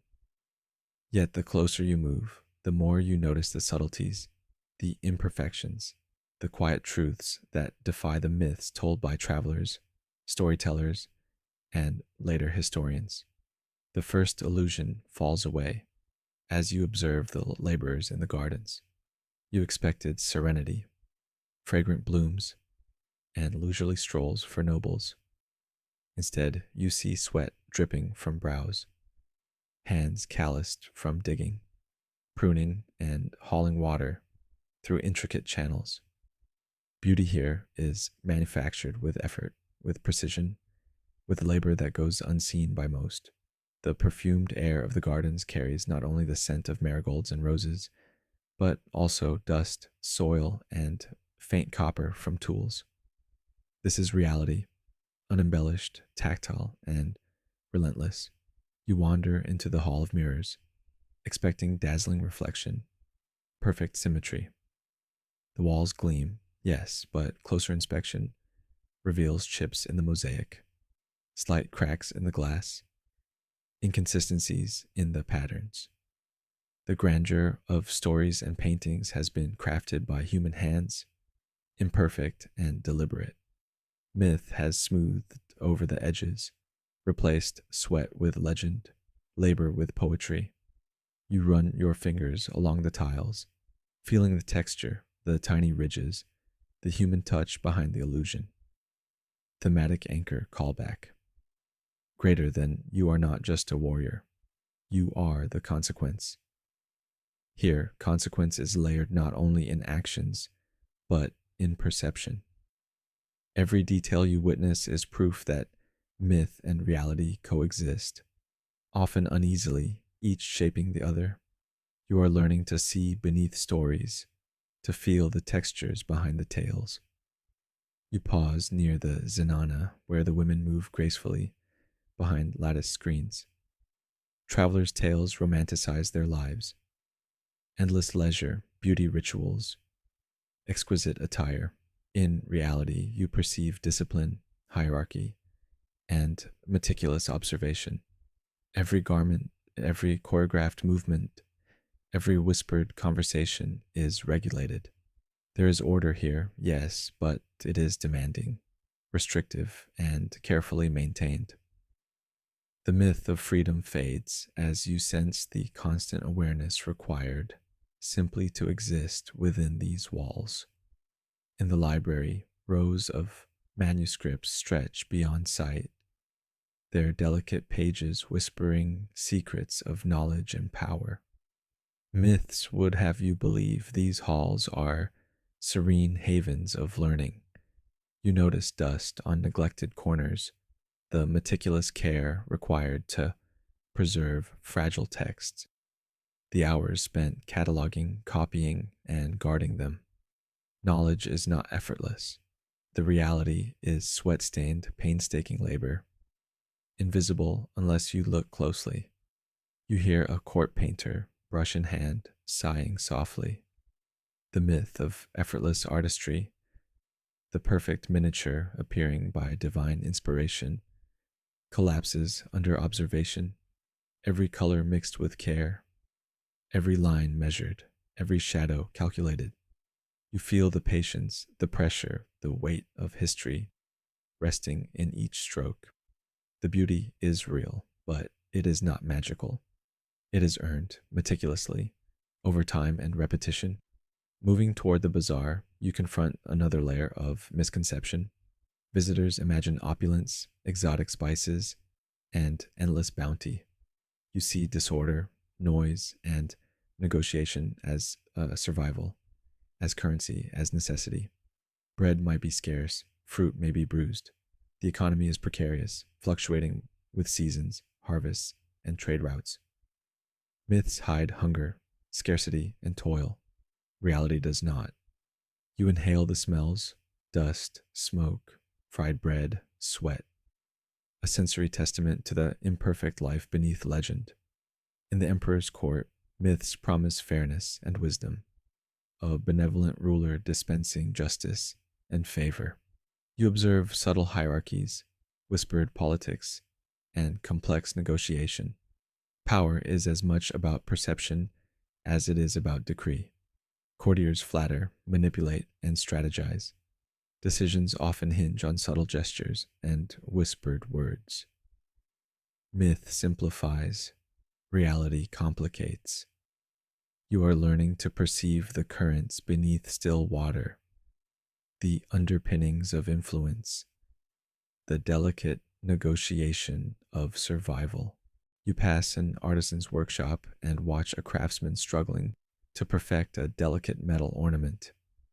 Myth would have you believe it springs fully formed from skill alone. Reality demands endurance, precision, trial, and error. The artisan pauses, wipes sweat from his brow, starts again. You notice the frustration, the resilience, the relentless commitment to a vision. Beauty is not effortless. It is consequence of labor, patience, and unwavering focus.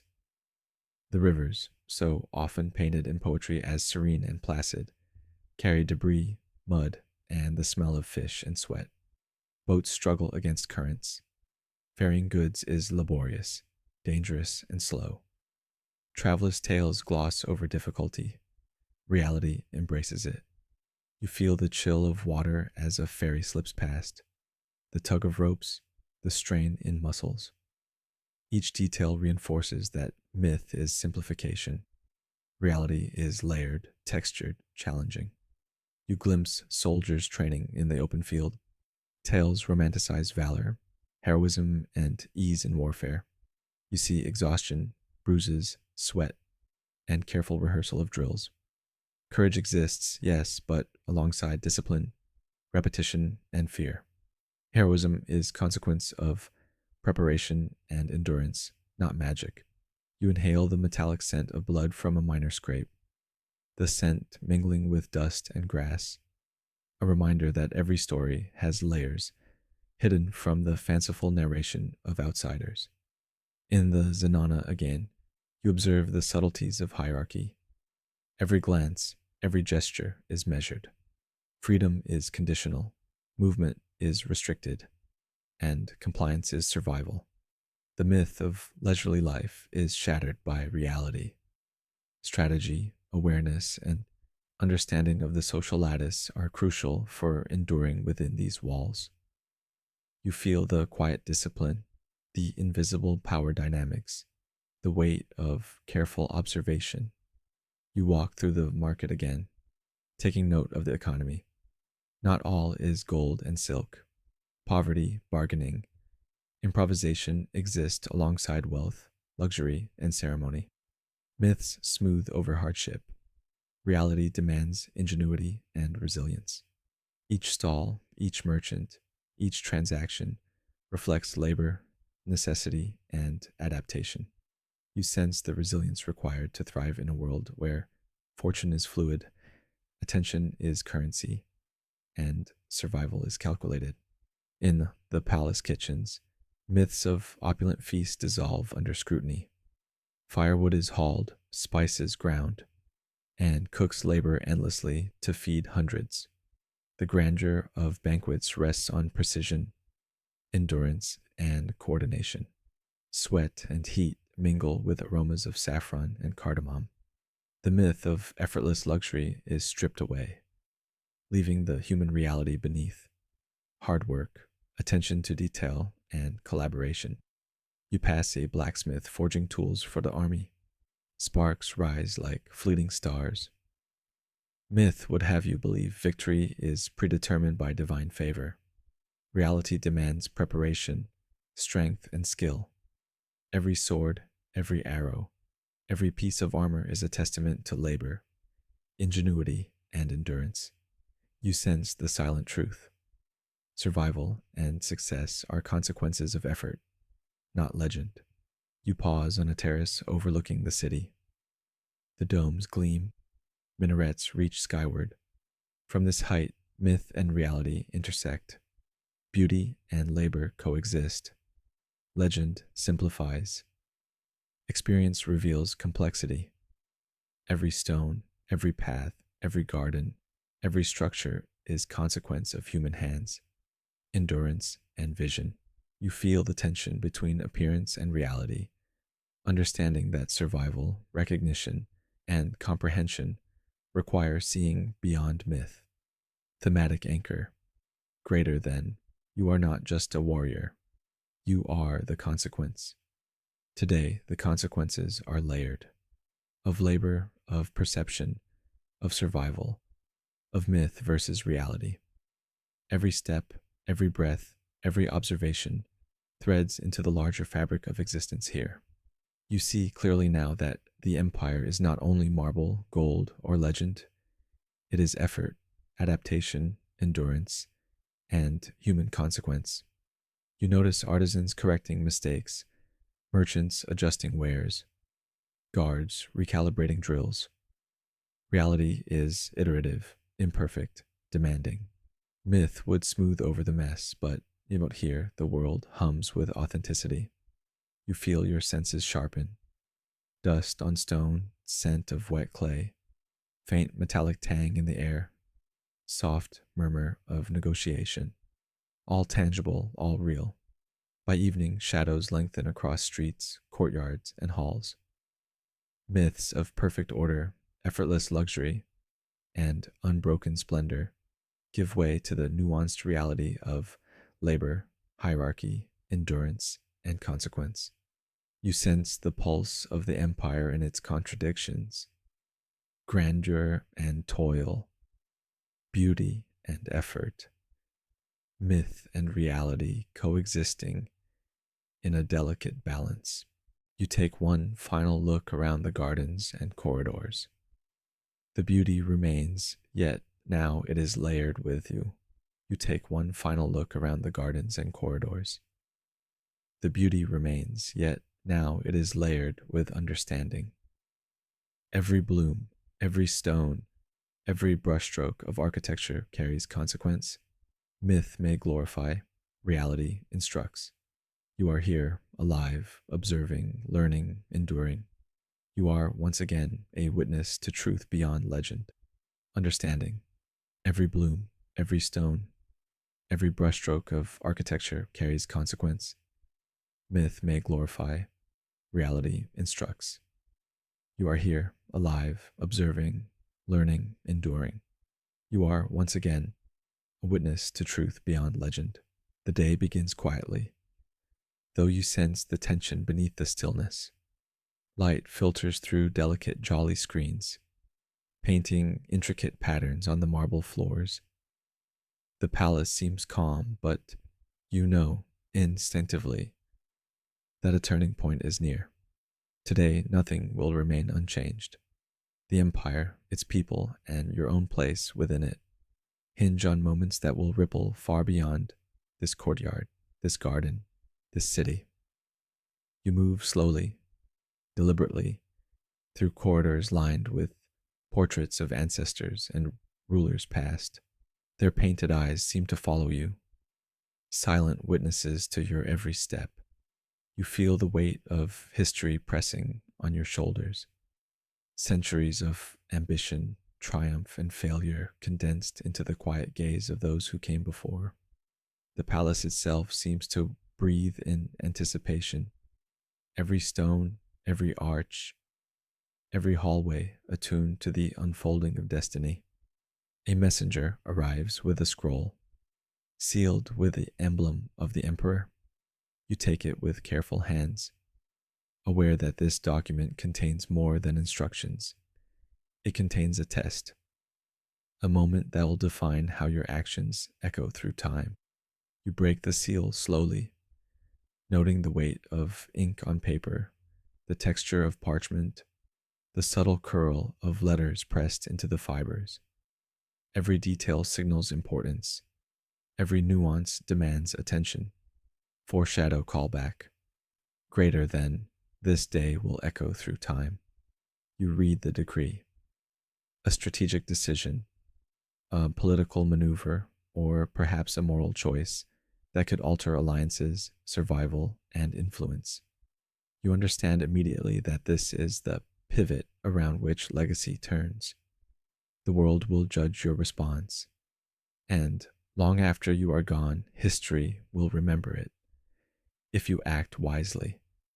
The palace gardens, usually a refuge of tranquility, are alive with whispers. Courtiers murmur in Persian. Traders recalibrate alliances. Soldiers stand alert, and scribes take careful notes. Every presence is conscious of the potential shift. You notice subtle gestures, a lifted eyebrow, a foot tapping, a hand brushing against a column. All are indicators, signals, warnings of the delicate balance at play. You realize that the turning point is as much about perception as it is about action. You pass the Zenana, where the women move gracefully, as if nothing has changed. Yet you feel their awareness, subtle glances, hushed conversations, and gestures that carry information. Even here, where myth suggests leisure, reality demands observation. Knowledge of alliances, power structures, and timing is essential. Survival and influence intertwine in a delicate dance, and you are now both participant and observer. The Emperor's chamber looms ahead, its gilded walls reflecting muted sunlight. Courtiers, generals, and advisors stand silently, waiting for the announcement that will set the day's course. You understand that your presence, your reaction, your decision, though small in physicality, holds potential to influence perception, loyalty, and outcome. You breathe deeply, grounding yourself in scent, texture, and sound. Incense curling in the air, silk brushing against marble, distant murmur of activity beyond the hall. A general approaches, handing you a map marked with the territories, routes, and fortresses relevant to the impending decision. You study it carefully, noting rivers, hills, and passes. Each line is deliberate. Each mark is a choice frozen on paper. You realize that strategy, geography, and human behavior intersect here, shaping the empire's fate and your own legacy. Mistakes could cascade, altering lives, alliances, and history. Your pulse quickens as you consider the stakes. The turning point is not merely about action, it is about timing, perception, and courage. Compliance may preserve safety, but action, deliberate, thoughtful, morally guided, may carve your place into memory. You sense the weight of centuries upon your shoulders, the impermanence of titles, and the enduring significance of choices. You walk to a balcony overlooking the city. The domes gleam in sunlight. Streets hum with commerce. Gardens flourish, and the river winds like a silver ribbon. You see beyond the surface of beauty, beyond myth, into the intricate layers of human endeavor, ambition, and resilience. The empire is alive, not static, not perfect, not mythic, but living, breathing, and demanding awareness. Your decision here will interact with all of it, threading into the larger fabric of history. You remember lessons learned through observation. Labor shapes beauty, vigilance ensures survival, and moral courage defines legacy. You recall the trials of the market, the Zenana, the artisan workshops, and the emperor's court. Each moment, each sensory experience, each observation has prepared you for this, the pivot upon which future echoes hinge. A subtle tension rises in the emperor's chamber. The courtier's whispers fade. All eyes turn to you. You understand that perception matters as much as decision. Every gesture, every breath, every glance carries consequence. You draw strength from awareness, patience, and understanding. Survival has taught you precision, observation has taught you timing, experience has taught you courage. You make your choice. It is deliberate, nuanced, morally considered, and tactically sound. The act itself is quiet, a nod, a word, a gesture, but its consequences resonate through the chamber, the court, and the empire beyond. You feel the subtle shifts immediately, alliances realigning, faces registering approval or caution, the energy of the room responding to your calculated action. The emperor nods slightly, imperceptibly, signaling recognition. You sense approval tempered by the awareness that influence is never static. The moment is fleeting, yet the ramifications will endure. This is the essence of legacy: the quiet acts, the perceptive choices, the measured courage that over time shape history. Outside, the gardens seem transformed. Light filters differently through the jolly screens. Shadows shift. Air feels charged with consequence. You realize that turning points are never singular or monumental in appearance. They are accumulations of observation, preparation, and deliberate choice, manifested in action at the precise moment. You feel a subtle shift in yourself. Confidence replaces hesitation. Clarity replaces uncertainty.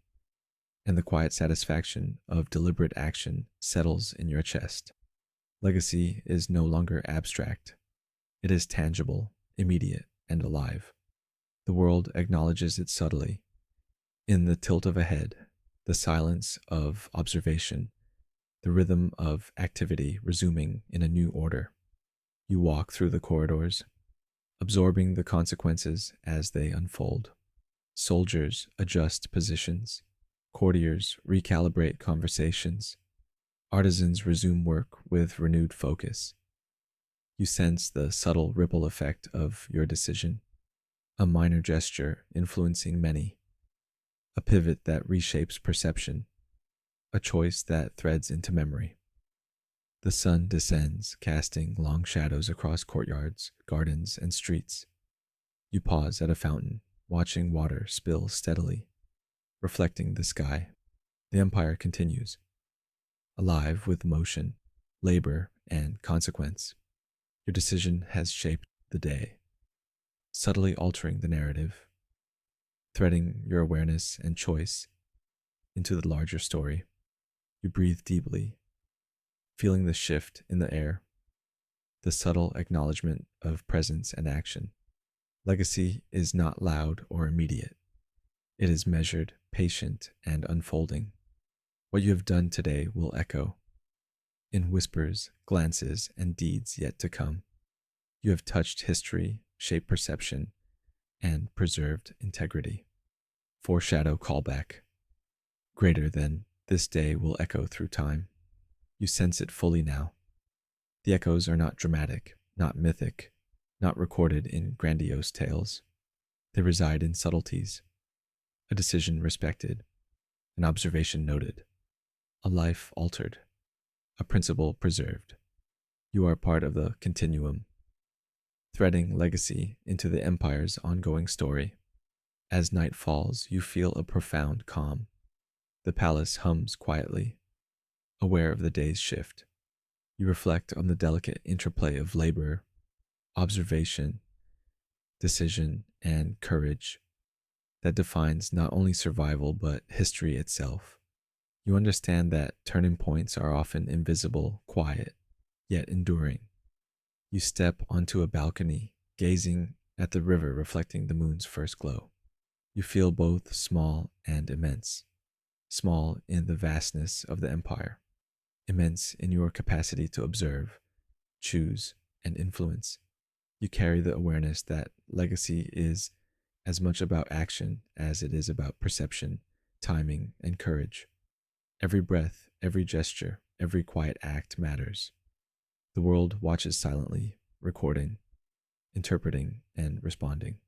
You have participated fully, choosing with care, acting with awareness. and leaving a subtle imprint on history. You turn away from the balcony, walking through the palace one last time before evening settles fully. You feel the weight of observation, the satisfaction of deliberate action, and the quiet power of having navigated a turning point with clarity and courage. The empire continues around you, alive, dynamic, demanding awareness, and you have met it fully, threading your choice into the tapestry of legacy. You light a small lamp, and its glow casts a warm circle on the walls. Shadows flicker across carved arches, lattice screens, and delicate floral motifs. The empire's grandeur is muted in this chamber, but the presence of history, labor, and care remains palpable. Every surface, every object is imbued with human effort, thought, and precision. You feel the weight of continuity, the quiet insistence of life going forward, layer upon layer. You lie down slowly, aware of the rhythm of your own breath. Eyes half closed, you listen. The gentle splash of water in fountains, the rustle of leaves in the garden, the distant murmur of footsteps along stone corridors. You feel each sound, each scent, each movement intertwine with your awareness, wrapping you in a cocoon of presence. Nightfall is not absence, but immersion, an opportunity to observe, to reflect, to understand the ongoing pulse of life within the empire.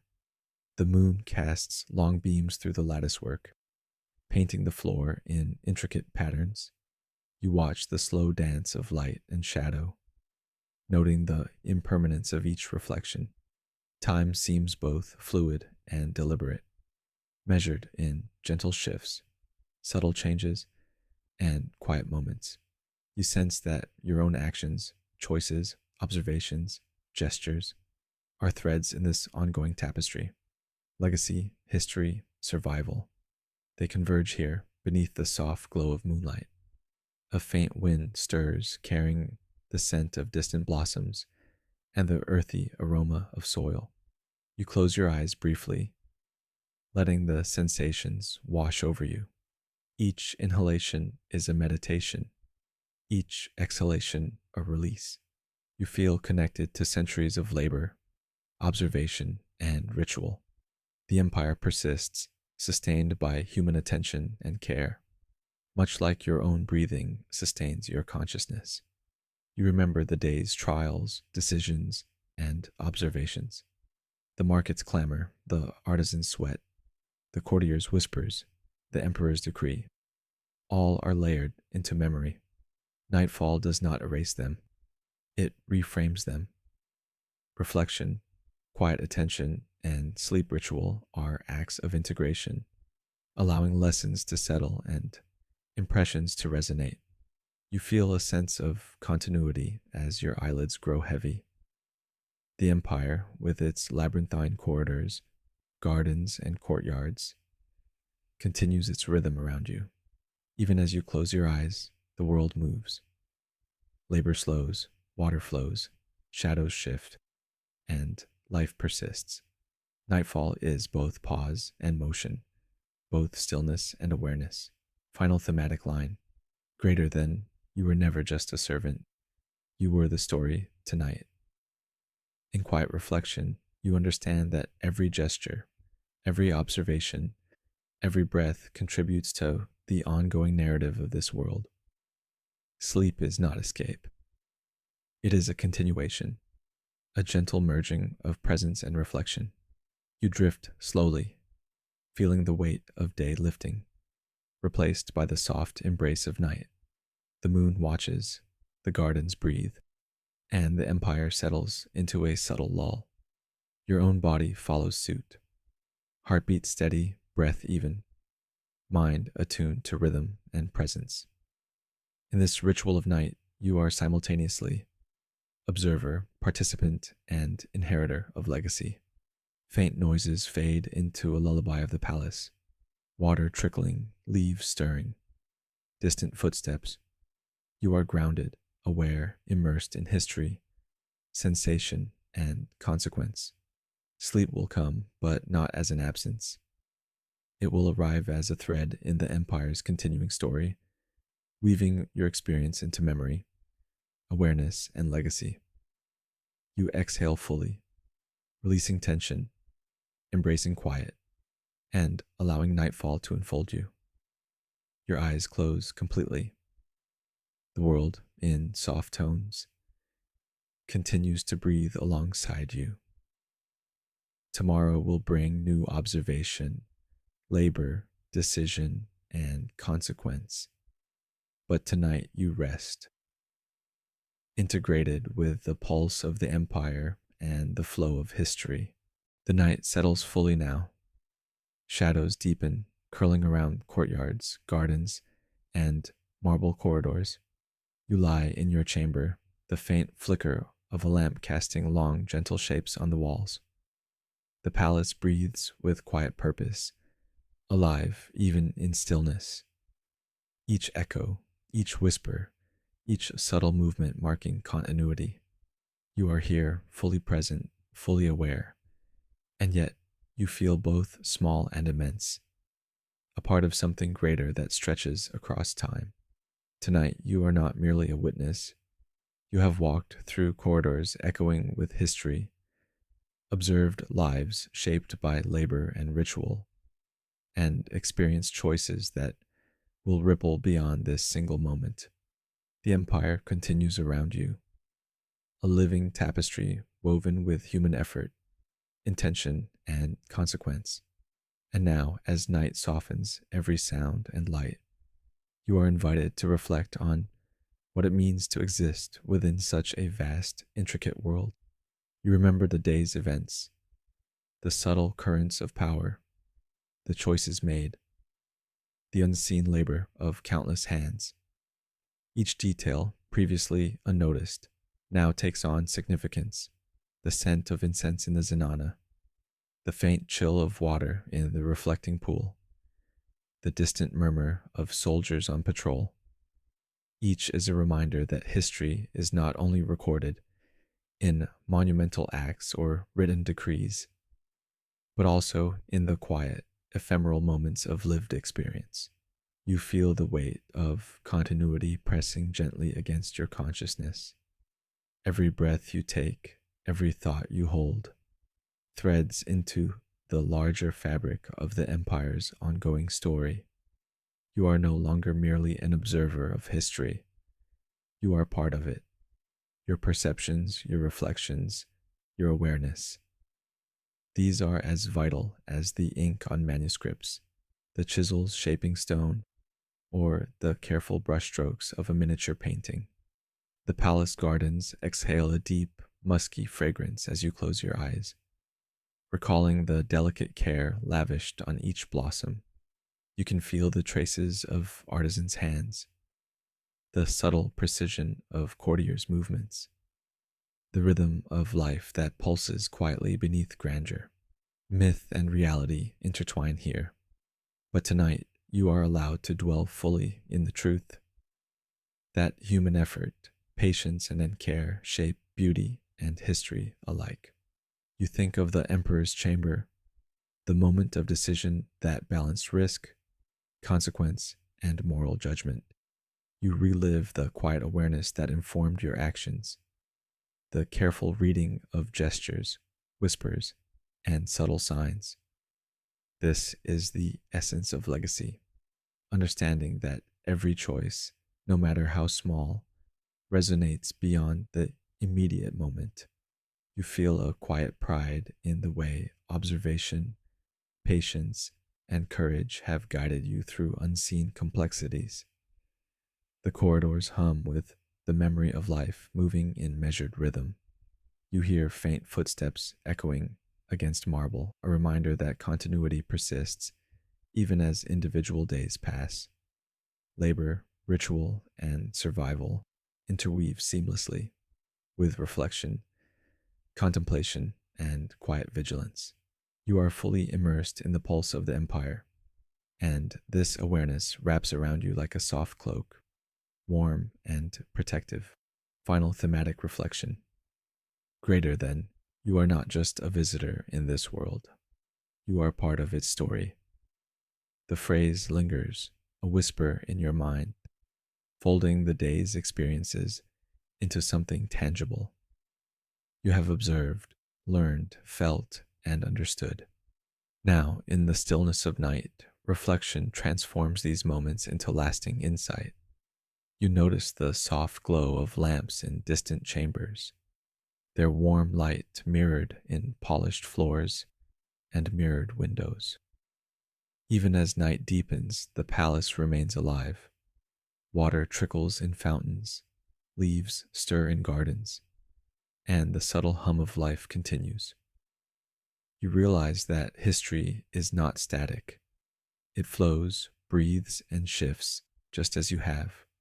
Your awareness, your understanding, and your presence are threads woven into this continuum, connecting past and future. You feel a gentle calm settle over your body and mind. The events of the day, the trials, the choices, the quiet observations, all have been absorbed, integrated, and understood. You are at once participant, observer, and inheritor of legacy. Sleep approaches not as escape, but as continuation, allowing the mind to fold experiences into memory, insight, and reflection. Outside, the moonlight touches every dome, every minaret, every marble courtyard. You can almost sense the silent acknowledgement of history itself, observing your presence and the subtle ways your actions have interacted with its flow. You feel a connection to every artisan, courtier, soldier, and scholar who has walked these spaces before you.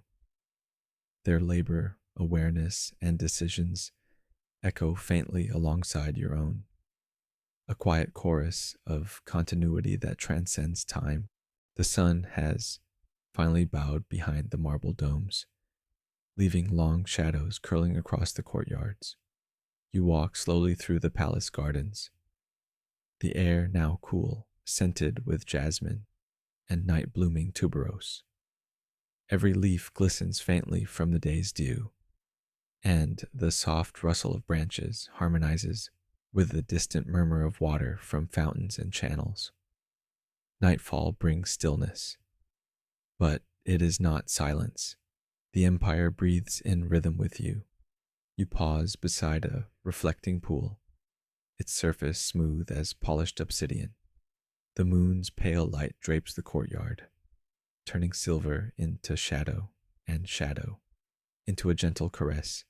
You kneel beside the water and watch ripples distort your reflection. Your face, tired yet attentive, looks back at you. The long day of observation, labor, and decision has left marks, subtle yet indelible. You inhale deeply, noticing the earthy scent of stone and soil mingling with the delicate perfume of blooms. The world slows, as if exhaling alongside you.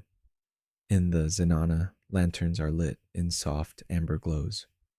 You hear quiet laughter and whispered conversations, delicate as silk, weaving through lattice screens. The women move gracefully, preparing for the night, folding garments, arranging cushions, and offering tea infused with cardamom.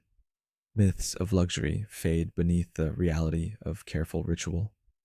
Discipline, precision, and habit underpin every movement. Observation reveals that order, even in leisure, is achieved through awareness and intention. You follow the corridors to the library, now quiet except for the occasional creak of wooden shelves settling. The manuscripts, inked, bound, and delicate, seem to breathe as you move among them. You touch the spines gently, feeling the worn edges and the texture of centuries-old paper. The ritual of care continues into the night. Candles trimmed, pages turned, ledgers closed, scrolls aligned. Knowledge rests here like a living thing, dependent on human vigilance. You sense a quiet awe at the fragility of history, preserved not by legend, but by meticulous, unceasing attention. Outside, soldiers pace softly through the outer courts, armor clinking faintly in the cool air. Their night patrol is not cinematic heroism, but endurance and vigilance. Every footstep, every glance, every measured motion is an investment in survival. You feel their discipline as a silent rhythm that threads through the palace walls. The night carries their presence like a heartbeat beneath the city's calm. You wander into the garden again. Shadows deepen, and silver moonlight touches petals and fountains. The scent of damp earth rises, and the air feels heavy with quiet reflection. A solitary gardener prunes a rosebush, each snip deliberate, careful. Myth would suggest leisure. Reality reveals devotion. Labor has not ceased with the sun. You inhale the fragrance and hear the faint snip of shears, as if each sound marks the passing of time itself. You come across a small pond, still and glassy. Frogs call softly, their voices echoing across the water. You kneel and let your fingers skim the surface. Ripples stretch outward, tiny waves disturbing the reflection of the moon. You imagine that each ripple is like a choice you have made today, subtle yet radiating consequences beyond what you immediately perceive. The empire, in its quiet night, mirrors your own thoughts, a confluence of beauty, consequence, and attention. Within the palace kitchens, the final tasks of the day are underway. Cooks extinguish fires, wash pots, and fold cloths carefully. The aroma of lingering saffron, cardamom, and rice hangs in the air. Myth suggests effortless banquets. Reality demands coordination, effort, and care even as the day ends. You watch for a moment, noting the rhythm of labor slowing. The hands that guided meals now rested, the floors swept, the work concluded until dawn. The corridors are quieter now, lit only by flickering lanterns casting dancing shadows on the marble. You hear distant whispers of servants exchanging final instructions before retiring. Their bodies are weary, their minds alert. You sense the duality of night. Rest comes, but vigilance continues in muted ways. Survival, even in the quiet hours, is never fully suspended. You enter a small chamber draped in silk curtains. The air is cool, touched by the faint fragrance of sandalwood and marigold. A bed of thick carpets and cushions awaits, arranged with meticulous care. You sit, taking in the textures, the softness of woven fabrics, the firmness of embroidered pillows, the faint creak of the wooden frame beneath your weight. The ritual of preparation, folding garments, arranging cushions, ensuring comfort, is deliberate, grounding, and meditative. The gentle sounds of night, water lapping in channels, wind stirring leaves, distant animals stirring softly, weave a lullaby around you. Each note reinforces the rhythm of life, the persistence of human endeavor, and the beauty of carefully observed reality. You feel immersed in the sensory tapestry of the empire, connected to both its grandeur and its hidden intricacies. Your thoughts turn inward, reflecting on endurance, observation, and insight.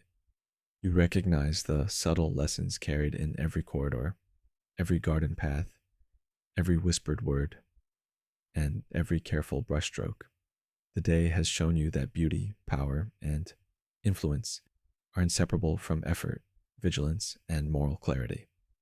Myths may simplify, reality instructs. Tonight, you rest in the truth, Tolide. You breathe slowly, deeply, letting the rhythm of the empire settle into your own body. Each inhalation grounds you in presence. Each exhalation releases tension and integrates insight. You are part of a story larger than yourself, yet your awareness and choices matter. Even in quiet reflection, your perception contributes to legacy, shaping understanding in ways both immediate and subtle. Emotional comment prompt: greater than you lived it, you felt it, but could you have survived a single day in this world? The question lingers in your mind, a gentle invitation to reflection. You imagine yourself navigating the palace corridors, observing rituals, laboring in gardens, making decisions, and interacting with the pulse of life that shapes history. Could you have endured the subtle pressures, the careful vigilance, the persistent labor, and the weight of choice? As you feel sleep drawing closer, you reflect on continuity. Every act, every observation, every moment of attention threads into the empire's ongoing story. You realize that legacy is not only written in monumental events, but also in the quiet, if attentive moments of lived experience.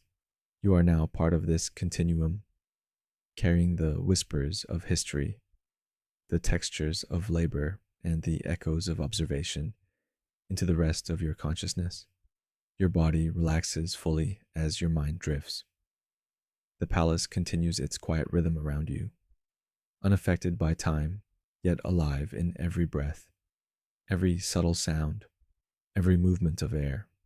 You feel connected to the empire, to the countless lives woven into its story, and to the ongoing thread of history that stretches beyond your own existence.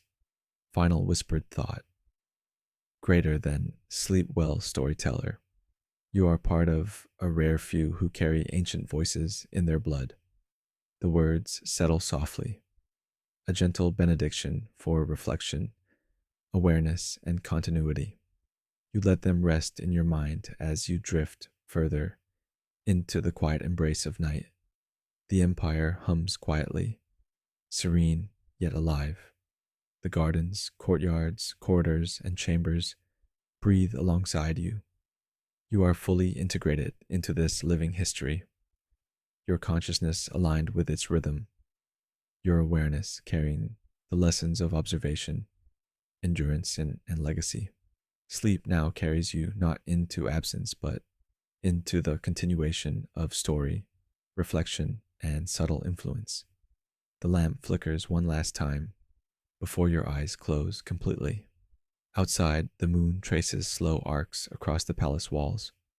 Every surface, every shadow, every scent resonates with human effort, care, and awareness.